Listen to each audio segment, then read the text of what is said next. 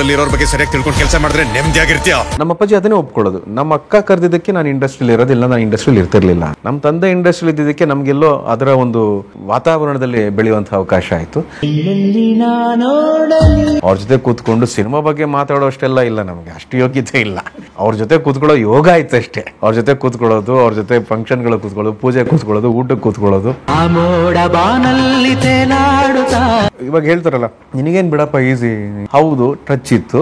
ಹಂಗಾರೆ ನಾನು acting course ಮುಗಿಸ್ಕೊಂಡು ಬಂದ ತಕ್ಷಣ ನನಗೆ ಲೈನ್ ನಿಂತ್ಕೋಬೇಕಿತ್ತು. ಪ್ರೊಡ್ಯೂಸರ್ಗಳು ಚಿನ್ನಾರಿ ಮುತ್ತ ಎಲ್ಲ ಮಾಡಿದ್ ನೀನ್ ಮಾಡಿದಲ್ಲ, ಅದು ಪ್ರತಿ ಶಾರ್ಟ್ ನಾಗಾಭರಣಕ್ಕಲ್ಲಿ ಆಕ್ಟ್ ಮಾಡಿ ತೋರಿಸಿದ್ದು ನನಗೆ ಈ ತರ ಎಕ್ಸ್ಪ್ರೆಷನ್ ಮಾಡ್ಬೇಕು ನೀನು ಅಂತ. ನನಗೆ ಮಾತ್ರ ಅಲ್ಲ, ಪ್ರತಿಯೊಂದು ಮಗುಗೂ ಆಕ್ಟ್ ಮಾಡಿ ತೋರಿಸಿದ್ರು ನಾಗಾಭರಣಕ್ಕೆ. 4 ತಂತಿ ಹಾಡಿತ್ತಲ್ಲ, ನಾನು ನೀನಿನ ನಾನು, ಆ ಹಾಡನ್ನ ಹಾಡಿ ಅಂತ. ನಾನು ಕಷ್ಟ ಚಿನ್ನ, ಅದು ಹಾಡಕ್ಕಾಗಲ್ಲ. ಏನ್ರಿ ತುಂಬಾ ಕಷ್ಟಪಡ್ತೀರಿ, ಇವಾಗ ಶೂಟಿಂಗ್ ಇದೆಯಾ ನಿಮ್ಗೆ ಅಂತ. ಇಲ್ಲ, ಮತ್ತೆ ಕಲ್ತ್ ಹಾಡಿ. ಚಂದ ಶ್ರೀಗಂಧ ಕಣೆ ಈ ಪ್ರೇಮ. ಒಂದು ಪರ್ಟಿಕ್ಯುಲರ್ ಟೈಮ್ ಲಿಮಿಟ್ ಅನ್ನೋದೇ ಎಲ್ಲ ಮಾಯ ಆಗ್ಬಿಟ್ಟಿದೆ. ಬಹಳ ಕಡಿಮೆ ಟೀಮ್ಗಳಲ್ಲಿ ನನಗೆ ಕಾಣಿಸುತ್ತದು. ಏನ್ ಸುಮ್ಮನೆ ಬಿಟ್ಬಿಟ್ಟು ಆಕ್ಟ್ ಮಾಡಿ ಅಂತ ಒಂದೊಂದ್ಸಲ ಹೋಗ್ತಾನೆ ಇರುತ್ತೆ. If I take the audience lightly, the audience has all the rights to take me lightly. ಒಳ್ಳೊಳ್ಳೆ ಅವಕಾಶಗಳು ಬಂದು ಆಮೇಲೆ ಅದು ಹಿಂಗ್ ಹೋಗ್ತಾ ಇದ್ದಿದ್ದು ಸಡನ್ ಆಗಿ ಹಿಂಗಾಯ್ತು. ನಾವೇನು ಪರಮಾತ್ಮ ಅಂತ ಏನ್ ಕರಿತೀವಿ, ಭಗವಂತ ಅಂತ ಏನ್ ಕರಿತೀವಿ, ಜೀವನ ಅಂತ ಏನ್ ಕರಿತೀವಿ, ಅದೇ ದೇವ್ರ ಲೆಕ್ಕ ಅಂತ ನನಗನ್ಸುತ್ತೆ. ನಾವು ಮಾಡಿದೆ ತಾನೇ ದೇವ್ರು.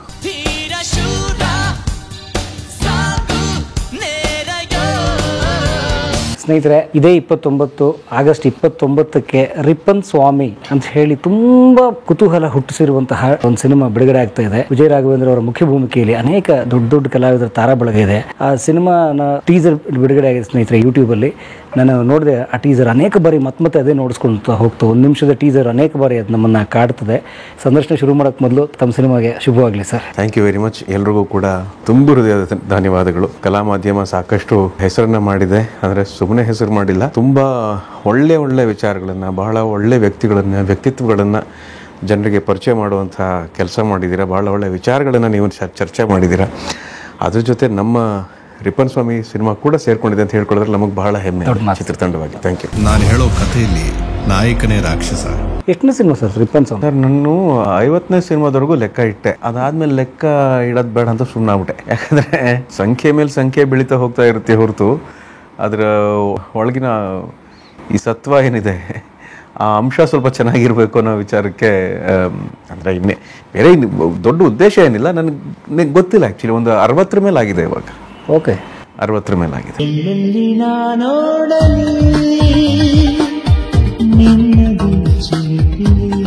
ನೋಡಿ, ಬಾಲನಟನಾಗಿ ಪ್ರವೇಶ ಮಾಡಿ ರಾಷ್ಟ್ರ ಪ್ರಶಸ್ತಿವರೆಗೂ ಹೋಗಿ ಬಂದು ಕನ್ನಡ ಚಿತ್ರಗಳು, ಕಮರ್ಷಿಯಲ್, ಬ್ರೆಡ್ ಇಂಥದೆಲ್ಲ ಮಾಡ್ತಾ ಇದ್ದಾಗ ಈ 60 ಸಿನಿಮಾಗಳ ಘಟ್ಟದಲ್ಲಿ ನಿಂತಾಗಿ ಏನು ಅನ್ಸುತ್ತೆ ಸರ್?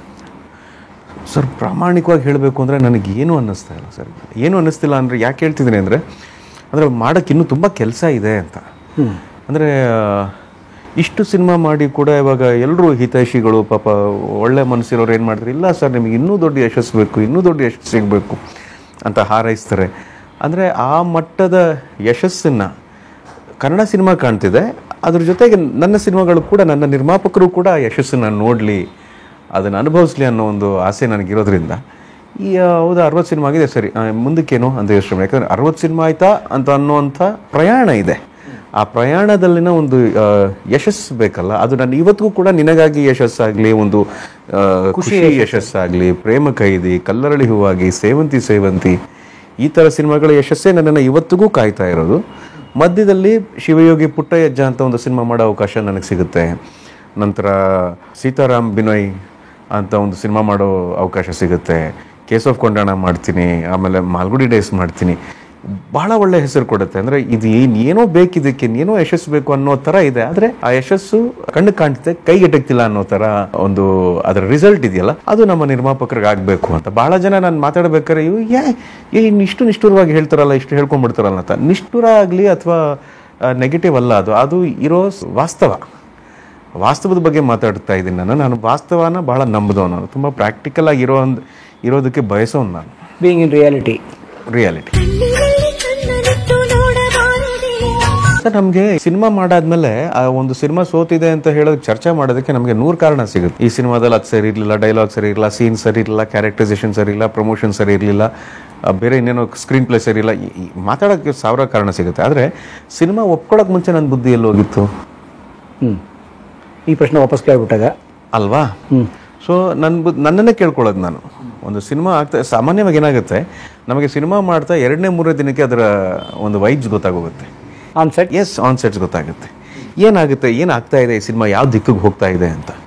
ಆವಾಗ ಕೆಲವು ಸಲ ನಿರ್ದೇಶಕರು ಹೇಗಿರ್ತಾರೆ ಅಂದರೆ, ಕೊಡುವಂಥ ಕೆಲವು ಸಜೆಷನ್ಸ್ನಾಗಲಿ ಡಿಸ್ಕಷನ್ಸ್ನಾಗಲಿ ಬಹಳ ಮುಕ್ತ ಮನಸ್ಸಿನಿಂದ ತಗೋತಾರೆ, ಚೆನ್ನಾಗಿ ಮಾಡೋಣ ಅಂತ ಹೋಗ್ತಾರೆ. ಇನ್ನು ಕೆಲವು ಕಡೆ ಏನಾಗ್ಬಿಡುತ್ತೆ, ನಿರ್ಮಾಪಕರಿಗೆ ಅವ್ರದ್ದೇ ಆದಂಥ ಒಂದು ಫಿಕ್ಸ್ಡ್ ಐಡಿಯಾಲಜಿ ಇರುತ್ತೆ. ಇದು ಹೀಗೆ ಬರಬೇಕು, ನನ್ನ ಸಿನಿಮಾ ಹೀಗೆ ಮಾಡಬೇಕು, ಇದೇ ಥರ ಇರಬೇಕು, ಚೆನ್ನಾಗಿದೆ ಅಂತ. ಆವಾಗ ಇಂಟರ್ಫಿಯರ್ ಆಗಲ್ಲ, ನಾನು ಇನ್ವಾಲ್ವ್ ಆಗ್ತೀನಿ ಹೊರತು ಇಂಟರ್ಫಿಯರ್ ಆಗಲ್ಲ. ಅಥವಾ ಹಠ ಮಾಡಲ್ಲ, ಹೀಗೇ ಮಾಡೋಣ ಅಂತ ಹೇಳಕ್ಕೆ ನನ್ಗೆ ಅದೇನೋ ಗೊತ್ತಿಲ್ಲ. ಬಹುಶಃ ಇತ್ತೀಚೆಗೆ ಅದನ್ನು ರೂಢಿ ಮಾಡ್ಕೊಂಡಿದ್ದೀನಿ ಅಂತ ಕಾಣುತ್ತೆ. ಮುಂಚೆ ಯಾವ ಥರ ಆಗೋಯ್ತು ಅಂದರೆ, ಮೋಸ್ಟ್ಲಿ ಅವ್ರು ಸರಿ ಇರ್ಬೋದೇನೋ ಅಂತ. ನಾಟ್ ದಟ್ ಇನ್ನು ನನ್ನ ಮಾತು ಯಾಕೆ ಕೇಳ್ತಿಲ್ಲ ಅಂತಲ್ಲ, ನನಗೆ ಮೋಸ್ಟ್ಲಿ ನಾನೇ ತಪ್ಪಿರ್ಬೋದೇನೋ, ಮೋಸ್ಟ್ಲಿ ಅವರು ಹೇಳೋ ಐಡಿಯಾ ಚೆನ್ನಾಗಿರ್ಬೋದು, ಆಯಿತು ನೋಡೋಣ ಬನ್ನಿ ಅವ್ರ ದಾರಿಲಿ ಹೋಗೋಣ ಅಂತ. ಇದು ನನಗೆ ಬಹಳಷ್ಟು ಅನುಭವ ಕೊಟ್ಟಿದೆ. ಇನ್ನು ಯಾರಿಗಾರ ಹೇಳಿದಾಗ ಅವರು ಪಾಪ ಇಲ್ಲ ರಾಘು ಸರ್, ಅದು ವಿಜಯ್ ಸರ್ ಹೇಳಿದ್ದು ಕರೆಕ್ಟ್, ಅದು ಅವ್ರ ದಾರಿಲಿ ಹೋಗೋಣ ಅಂತ. ಅಂದರೆ ನನ್ನ ದಾರಿಗೆ ಬರಲಿ ಅಂತಲ್ಲ, ಸರಿಯಾದ ದಾರಿಲಿ ಹೋಗೋಣ ಅಂತ. ಒಂದು ಸಿನಿಮಾ ಆಗಬೇಕಂದ್ರೆ ಇವಾಗ ಒಂದು ಎಮೋಷ್ನಲ್ ಸಿನಿಮಾಗೆ ಈ ಥರದ್ದು ಅದರದ್ದೇ ಆದಂಥ ಒಂದು ಟೆಂಪೋ ಇರುತ್ತೆ, ಅದರದ್ದೇ ಆದಂಥ ಒಂದು ಎನರ್ಜಿ ಲೆವೆಲ್ ಇರುತ್ತೆ, ಹ್ಯೂಮರಿಗೆ ಬೇರೆ ಇರುತ್ತೆ, ಆ್ಯಕ್ಷನಿಗೆ ಬೇರೆ ಇರುತ್ತೆ, ಸಸ್ಪೆನ್ಸ್ ಥ್ರಿಲ್ಲರ್ಗೆ ಬೇರೆ ಇರುತ್ತೆ. ಸಸ್ಪೆನ್ಸ್ ಥ್ರಿಲ್ಲರ್ ಬೇರೆ, ಮರ್ಡರ್ ಥ್ರಿಲ್ಲರ್ ಬೇರೆ, ಎರಡರಲ್ಲೂ ಬಹಳ ವ್ಯತ್ಯಾಸ ಇದೆ. ಅದನ್ನು ಕಂಡ್ಕೋಬೇಕು ನಾವು. ಸಸ್ಪೆನ್ಸ್ ಬೇರೆ, ಮರ್ಡರ್ ಬೇರೆ, ಹಾರರ್ ಬೇರೆ. ನಮ್ಮಲ್ಲಿ ಕೆಲವು ಸಲ ಏನಾಗ್ಬಿಡುತ್ತೆ ಅಂದರೆ, ಹಾರರ್ ಸಿನಿಮಾನು ಸಸ್ಪೆನ್ಸ್ ಥ್ರಿಲ್ಲರ್ ಥರ ಮಾಡ್ತಾರೆ, ಒಂದು ಮರ್ಡರ್ ಮಿಸ್ಟ್ರಿನ ಹಾರರ್ ಸಿನಿಮಾ ಥರ ಮಾಡ್ತಾರೆ. Audience are very clear. ಒಂದು ಹಾರರ್ ಸಿನಿಮಾ ಅವ್ರಿಗೆ ಅವೆಲ್ಲ ಕನ್ಫ್ಯೂಷನ್ ಇಲ್ಲ. ಅವರು ಕನ್ಫ್ಯೂಸ್ ಮಾಡಿದಾಗ ಕೋಪ ಮಾಡ್ಕೋತಾರೆ. ಅಂದರೆ ಆಡಿಯನ್ಸ್ನ ಒಂದು ಗೆಸ್ಸಿಂಗ್ ಲೆವೆಲಲ್ಲಿ ಇಟ್ಟಿರಬೇಕು, ಮುಂದೇನು ಅಂತ. ತುಂಬ ಕನ್ಫ್ಯೂಸ್ ಮಾಡಿದಾಗ ಅದು ಒಂಥರ ನಾವು ತಮಾಷೆ ಮಾಡ್ಕೋತಾ ಇರ್ತೀವಿ. ನಾವು ಸೆಟ್ಟಲ್ಲಿ ಮಾತಾಡ್ಬೇಕಾರೆ, ಫ್ರೆಂಡ್ಸ್ ಜೊತೆ ಮಾತಾಡ್ಬೇಕಾರೆ, ಅಂದರೆ ಆಡಿಯನ್ಸ್ನ ನಾವು ಒಂಚೂರು ಸ್ವಲ್ಪ ಮಟ್ಟಿಗೆ ಚೀಟ್ ಮಾಡಿದಾಗ, ಈ ಸಿನಿಮಾ ಮೇಕರ್ ನನ್ನ ಸ್ವಲ್ಪ ಚೀಟ್ ಮಾಡ್ದಾಗ, ಚೆನ್ನಾಗಿ ಮಾಡ್ದಾಗ ಕೆಲಸ, ನಾನೇನೋ ಅಂದ್ಕೊಂಡಿದ್ದೆ, ಹಿಂಗಾಗೋಯ್ತಲ್ಲ. ಅವ್ರನ್ನ ಕನ್ಫ್ಯೂಸ್ ಮಾಡಿದಾಗ ಅವ್ರಂತಾರೆ, ತೀರಾ ನನ್ನ ಹತ್ರ ಆಟ ಆಡಬೇಡ ನೀನು ಅಂತ ಹೇಳ್ತಾರೆ ಅವರು. ಅದು ನಿಜ. ಅದು ಒಬ್ಬ ಆಡಿಯನ್ಸ್ಗೆ, ಈಗ ನಾನೇ ಒಬ್ಬ ಪ್ರೇಕ್ಷಕನಾಗಿ ಒಂದು ಸಿನಿಮಾದಲ್ಲಿ ಕೂತ್ಕೊಂಡಾಗ ನಾನು ಏನೋ ಅಂದ್ಕೊಂಡ್ರೆ, ಇದು ಅಂದ್ಕೊಂಡ್ಬಿಟ್ಟು ನೋಡಿ ಇದಾಗೋಯ್ತಲ್ಲ, ಚೆನ್ನಾಗಿದೆ ಅಂತ. ಅದು ತೀರಾ ಆಡಿಯನ್ಸ್ನ ನೀವು ದಡ್ರು, ನಾವು ಏನು ಮಾಡೋಕ್ಕೆ ಹೋಗ್ತೀವಿ, ನಾವು ಭಾಳ ಬುದ್ಧಿವಂತರು ಅಂತ ಸ್ಕ್ರಿಪ್ಟ್ ಮಾಡೋಕ್ಕೆ ಹೋದಾಗ ತುಂಬ ಆಟ ಆಡ್ತಿದ್ದೀರಾ ನಮ್ಮ ಹತ್ರ ನೀವು ಅಂತ ಮೋಸ್ಟ್ಲಿ ಇರ್ಬೋದೇನೋ. ಅದು ಅಂದರೆ ಆಡಿಯನ್ಸ್ಗೂ ಸಿನಿಮಾ ಮೇಕರ್ಸ್ಗೂ ಒಂದು ಸಣ್ಣ ಎಳೆಯ ಅಂತರ ಇದೆ ಅಷ್ಟೇ. ಸೊ ಅದನ್ನು ನಾವು ಅರ್ಥ ಮಾಡಿಕೊಂಡು ಆಡಿಯನ್ಸ್ ಏನು ಕೇಳ್ತಾರೆ, ಮನೋರಂಜನೆ ಕೇಳ್ತಾರೆ, ಆ ಮನೋರಂಜನೆ ಕೊಟ್ಬಿಡೋಣ. ಮನೋರಂಜನೆ ನನಗಾಗ್ತಿದೆಯಾ ಸಿನಿಮಾ ಮಾಡ್ಬೇಕಾರೆ? ಒಂದೊಂದು ಸಲ ನನಗಾಗ್ಬೋದು, ಆಡಿಯನ್ಸ್ಗೆ ಆಗದೆ ಇರ್ಬೋದು. ಮೋಸ್ಟ್ಲಿ ನಾನು ನನ್ನ ಸೋಲನ್ನು ಕಾಣೋದಲ್ಲೇ. ನನಗೆ ನನ್ನ ಚಿತ್ರತಂಡಕ್ಕೆ ಇದು ವರ್ಕ್ ಆಗುತ್ತೆ ಅಂತ ಅನಿಸಿದ್ದು ಕೆಲವು ಸಲ ಆಡಿಯನ್ಸ್ಗೆ ವರ್ಕ್ ಆಗಿಲ್ಲ. ಆದರೆ ಇತ್ತೀಚಿನ ದಿನಗಳಲ್ಲಿ ನಾವು ಅದನ್ನು ಅರ್ಥ ಮಾಡ್ಕೊಂಡಿದ್ದೀವಿ ಅಂತ ಅನ್ನೋದಕ್ಕಿಂತ ಒಂದು ಬಹಳ ಹುಷಾರಾಗಿ ಇದು ಮಾಡಿದ್ರೆ ವರ್ಕ್ ಆಗುತ್ತಪ್ಪ, ಮುಂಚೆಯಿಂದ ನೋಡ್ಕೊಂಡು ಬಂದಿದ್ದೀವಿ, ಏನಾಗುತ್ತೆ ಏನಾಗಲ್ಲ ಅನ್ನೋ ಒಂದು ಸಣ್ಣ ಎಂಟರ್ಟೈನ್ ಮಾಡಲೇಬೇಕು ಅನ್ನೋ ಒಂದು ಹಠ ಇದೆಯಲ್ಲ, ಆ ಒಂದು ಉದ್ದೇಶ ಇಟ್ಕೊಂಡು ಹೆಜ್ಜೆ ಇಡ್ತಾ ಇದ್ದೀವಿ.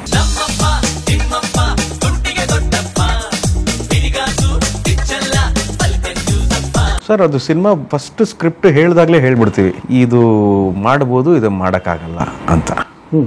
ಅನುಭವ ಅಲ್ಲಿವರೆಗೂ ಹೆಲ್ಪ್ ಆಗುತ್ತೆ ಅಷ್ಟೇ. ಕೆಲವೊಮ್ಮೆ ನಮ್ಮನ್ನು ಮೀರಿದಂಥ ಕೆಲವು ಸ್ಕ್ರಿಪ್ಟ್ ಇರುತ್ತೆ, ನಮ್ಗೆ ಅದರ ಊಹೆ ಇರೋದಿಲ್ಲ, ಅಂದಾಜಾಗೋದಿಲ್ಲ. ಅದು ಎಷ್ಟರ ಮಟ್ಟಿಗೆ ಅದು ಗಿಟ್ಟುತ್ತೆ ಅಂತ ಒಂದೊಂದ್ಸಲ ನಮ್ಗೆ ಹೇಳೋಕ್ಕಾಗಲ್ಲ. ಆವಾಗ ಮಾತಾಡೋಕ್ಕೆ ಹೋಗಲ್ಲ ನಾನು. ಇದರಲ್ಲಿ ಏನೋ ಇದೆ ಕಣೆ, ಇಲ್ಲಿ ಏನೋ ಒಂದು ಅಂಶ ಇದೆ, ಗೊತ್ತಿಲ್ಲ ಇದು ಹೇಗೆ ವರ್ಕ್ ಆಗುತ್ತೆ ಅಂತ. ಅದರ ಉದಾಹರಣೆನೇ ಸೀತಾರಾಮ್ ಬಿನೋಯ್ ಕೇಸ್ ನಂಬರ್ 18. ಆಯ್ತಲ್ಲ ಬಯಲುಸೀಮೆ 2 ವರ್ಷ, ಇನ್ನು ಮಲೆನಾಡು ಕಡೆ, ಅದೇ ನಮ್ಮ ಶಿವಮೊಗ್ಗ ಡಿಸ್ಟ್ರಿಕ್ಟ್ ಆನೆಗದ್ದೆ ಸ್ಟೇಷನ್. ನನಗೆ ಅನುಭವ ಇರ್ಬೋದು, 1000 ಇರ್ಬೋದು, ಆದರೆ ಅವರು ಸ್ಕ್ರಿಪ್ಟ್ ತಗೊಂಡು ಬಂದಾಗ ನನಗೆ ಆ ಪಾತ್ರ ಮಾಡಬೇಕು ಒಂದು ಒಳ್ಳೆ ಪೊಲೀಸ್ ಪಾತ್ರ. ಅದು ಅದರಲ್ಲಿ ಯಾವುದೇ ಬಿಲ್ಡಪ್ ಇಲ್ಲ, ಅವನೊಬ್ಬ ಸಾಧಾರಣ ಪೊಲೀಸ್ ಆಫೀಸರ್, ಸಾಧಾರಣ ಕಷ್ಟಗಳನ್ನು ಎದುರಿಸ್ತಾನೆ ಅಂತ ಪಾತ್ರ ಮಾಡಬೇಕು ಅಂತ ನನಗೆ ಬಹಳ ಇನ್ಸ್ಪೈರ್ ಆಗಿದ್ದು ಇನ್ಯಾರು ಅಲ್ಲ, ನಮ್ಮ ಮಾವನವರೇ, ಶಿವರಾಮ್ ಸರ್. ನಮ್ಮ ಮಾವನೇ ಅದಕ್ಕೆ ಇನ್ಸ್ಪಿರೇಷನ್.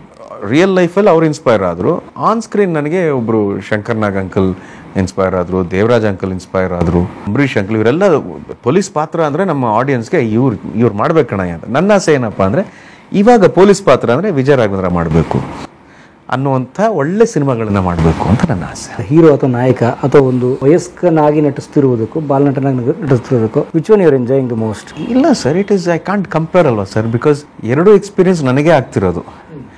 ಇವಾಗ ನನಗೆ ಇನ್ನೊಬ್ಬರ ಬಗ್ಗೆ ಅದನ್ನು ನಾನು ಹೇಳ್ಬೋದು. ಇವಾಗ ಅಪ್ಪು ಅವರ ಬಾಲನಟನ ಸಿನಿಮಾ ನಿಮ್ಗೆ ಇಷ್ಟ ಆಯಿತಾ ಅಥವಾ ಮಿಲನ ಸಿನಿಮಾ ಇಷ್ಟ ಆಯಿತಾ ಅಂತ ಹೇಳಿದಾಗ ಆ್ಯಸ್ ಎನ್ ಆಡಿಯನ್ಸ್ ನಾನು ಹೇಳ್ಬೋದು. Since the person who's experiencing is me only, ನನಗೆ I can only see a difference in my life ಅಷ್ಟೇ. ಒಬ್ಬ ಬಾಲನಟನಾಗಿ ನಾನು ಚಿನ್ನಾರಿ ಮುತ್ತ ಮಾಡಿದಾಗ ನನ್ನ ಜೀವನ ಹೇಗಿತ್ತು, ನಾನು ಸಿನಿಮಾ ಯಾವ ರೀತಿ ನೋಡ್ತಿದ್ದೆ, ನನ್ನ ದೃಷ್ಟಿ ಏನಿತ್ತು, ಇವಾಗ ಒಂದು ಸಿನಿಮಾ ಮಾಡುವಾಗ ನನ್ನ ದೃಷ್ಟಿ ಏನಿದೆ, ನನ್ನ ಜವಾಬ್ದಾರಿಗಳೇನಿದೆ, ಮಾರುಕಟ್ಟೆ ನನಗೆ ಮಾರುಕಟ್ಟೆ ಅನ್ನೋದು ಗೊತ್ತಾಗಿದ್ದೆ ಇತ್ತೀಚೆಗೆ ಒಂದು 5 ರಿಂದ 8 ವರ್ಷದಿಂದ. ಅದ್ರ ಹಿಂದೆ ನಾನು ಅದರ ಬಗ್ಗೆ ಯೋಚನೆ ಮಾಡಿದವನೇ ಅಲ್ಲ. ಇವಾಗ ನಿನಗಾಗಿ ಟೈಮಲ್ಲಿ ಕೂಡ ಯೋಚನೆನೇ ಇಲ್ಲ ನಮಗೆ. ನಮ್ಮ ತಂದೆ ಹೇಳ್ಕೊಟ್ಟಿದ್ದು, ನಿನಗೆ ಅವಕಾಶ ಕೊಡ್ತಿದ್ದಾರೆ, ನಿರ್ಮಾಪಕರು ಕೆಲಸ ಕೊಡ್ತಿದ್ದಾರೆ, ನಿರ್ದೇಶಕರು ಸೀನ್ ಹೇಳ್ತಾ ಇದ್ದಾರೆ, ನಿನ್ನ ತಲೆ ಬಗ್ಸ್ ಕೆಲಸ ಮಾಡಬೇಕಷ್ಟೇ, ಬೇರೆದೆಲ್ಲ ನಿನ್ನ ತಲೆ ಹಾಕಬಾರ್ದು ಅಂತ. ಯಾಕಂದರೆ ಅವರೇ ಒಬ್ಬರು ನಿರ್ಮಾಪಕರಾಗಿದ್ದರಿಂದ ಅವ್ರು ನೋಡ್ಕೊಂಬಂದಿದ್ದು ಹೇಗಿತ್ತಪ್ಪ ಅಂದರೆ, ಅವರ ನಿರ್ದೇಶಕರು, ಅವರ ಬರಹಗಾರರು, ಅವರ ಟೆಕ್ನಿಷಿಯನ್ಸ್ ಎಲ್ಲ ಹೇಗಿದ್ರು ಅಂದರೆ, ನಮ್ಮ ಕೆಲಸ ನಾವು ಮಾಡ್ತೀವಿ, ನಿಮ್ಮ ಕೆಲಸ ನೀವು ಮಾಡಿ ಅನ್ನೋ ಥರ. ಆವಾಗ ಆರ್ಟಿಸ್ಟ್ಗಳು ಹಾಗೆ ಇದ್ರು, ಎಲ್ಲರಿಗೂ ಅವ್ರವ್ರ ಕೆಲಸ ಗೊತ್ತಿರ್ತಾ ಇತ್ತು. ಸೊ ನಾನು ಅದೇ ಸ್ಕೂಲಲ್ಲಿ ಬಂದವನು. ನಾನು ಇವೆಲ್ಲ ಇನಿಷಿಯಲಿ ಸ್ಕ್ರಿಪ್ಟ್ಗಳೆಲ್ಲ ಕೇಳಿದಾಗ ಇಲ್ಲ ಒಳ್ಳೆ ಸ್ಕ್ರಿಪ್ಟ್ ಇರುತ್ತೆ, ಇದು ನಿರ್ದೇಶಕರು ಚೆನ್ನಾಗಿ ಬರುತ್ತೆ. ನಾನು ತಲೆ ಹಾಕಕ್ಕೆ ನಾನು ಯಾರು? ಡೈರೆಕ್ಷನ್ ಗೊತ್ತಾ ನನಗೆ ಸ್ಕ್ರಿಪ್ಟ್ ರೈಟಿಂಗ್ ಗೊತ್ತಾ? ಇಲ್ಲ, ನನಗೆ ಆ್ಯಕ್ಟಿಂಗ್ ಗೊತ್ತು. ಡೈರೆಕ್ಟರ್ ಏನು ಹೇಳ್ತಾರೆ ಅದನ್ನು ತಲೆ ಮೇಲೆ ಹೊತ್ಕೊಂಡು ಮಾಡಬೇಕು, ಅಷ್ಟೇ ಆ ಥರ ಇದ್ದಿದ್ದು. ಹೋಗ್ತಾ ಹೋಗ್ತಾ ಹೋಗ್ತಾ ನೀವು ಹೇಳಿದಾಗೆ ನನಗೆ ಅನುಭವ ಆಗ್ತಾ ಬಂತು. ಗೆಲುವಿನ ಅನುಭವನೂ ಆಯಿತು, ಸೋಲಿನ ಅನುಭವನೂ ಆಯಿತು, ಜನರ ಅನುಭವ ಆಯಿತು, ಸ್ಕ್ರಿಪ್ಟ್ಗಳ ಅನುಭವ ಆಯಿತು, ಮಾರ್ಕೆಟಿನ ಅನುಭವನೂ ಆಯಿತು. ಅದು ಆಮೇಲೆ ನಂತರ ಏನಾಯಿತು, ಇವಾಗ ಬರೀ ಇದ್ರ ಬಗ್ಗೆ ಯೋಚನೆ ಮಾಡಿದ್ರೆ ಸಾಲದು. ಸಿನಿಮಾ ಅಂದಾಗ ಮಾರ್ಕೆಟಿಂಗ್ ಲೆವೆಲಿಂದ ಯೋಚನೆ ಮಾಡಬೇಕು ಸಾಧಾರಣವಾಗಿ ಸಿನಿಮಾ ಮಾಡಿದ್ರೆ. ಆದರೆ ವಿಶೇಷವಾದಂಥ ಸಿನಿಮಾ ಮಾಡಿದಾಗ ಇದೆಲ್ಲ ಯೋಚನೆ ಮಾಡೋ ಅವಶ್ಯಕತೆ ಇಲ್ಲ.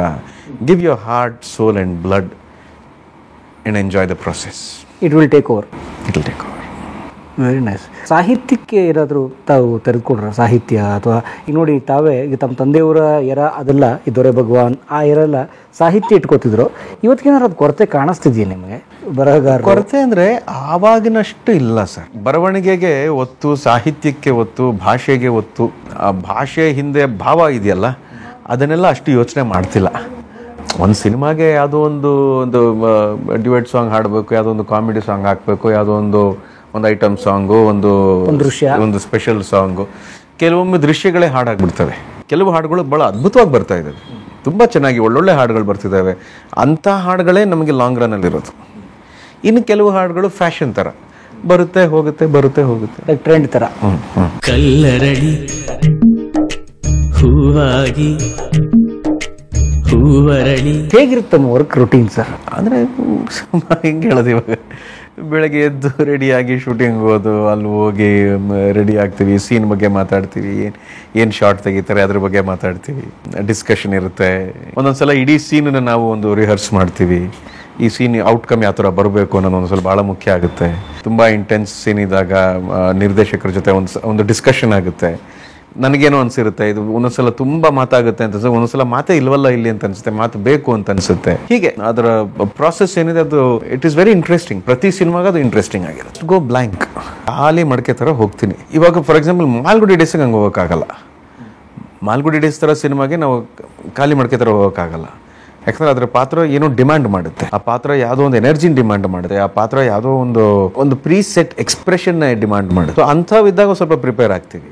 ಇನ್ನು ಬಾಕಿ ಪಾತ್ರಗಳನ್ನು ಮಾಡ್ಬೇಕಾದ್ರೆ ಖಾಲಿ ಹೋಗ್ತೀನಿ. ಅವತ್ತೇನು ಸಿಚುವೇಶನ್ ಏನಿದೆ, ಪಾತ್ರ ಏನು ಹೇಳಿದ್ದಾರೆ, ಓಕೆ ಇದು ಪಾತ್ರ, ಈ ಪಾತ್ರ ಈ ಥರ ರಿಯಾಕ್ಟ್ ಮಾಡಿದ್ರೆ ಹೆಂಗಿರುತ್ತೆ ಅನ್ನೋ ಥರ ಆ್ಯಕ್ಟಿಂಗ್ ಕೋರ್ಸ್ ಮಾಡ್ಬೇಕಾದ್ರೆ ಏನು ಓದಿದ್ನೋ, ಅದಾದಮೇಲೆ ಮುಂಚೆ ನನ್ನ ನಿರ್ದೇಶಕರು ನನಗೆ ಏನು ಹೇಳಿದ್ರು, ಬೇರೆ ನಾನು ಯಾವ ರೆಫರೆನ್ಸಸ್, ನಾನು ಏನು ನೋಡಿದ್ದೀನಿ, ಏನಾರು ನೆನಪಾಗುತ್ತಾ, ಆ್ಯಕ್ಟರ್ಗಳದ್ದೇ ನೆನಪಾಗ್ಬೋದು, ನಿಜ ಜೀವನದ ಯಾವುದೊಂದು ಎಕ್ಸ್ಪ್ರೆಷನ್ ನೆನಪಾಗ್ಬೋದು.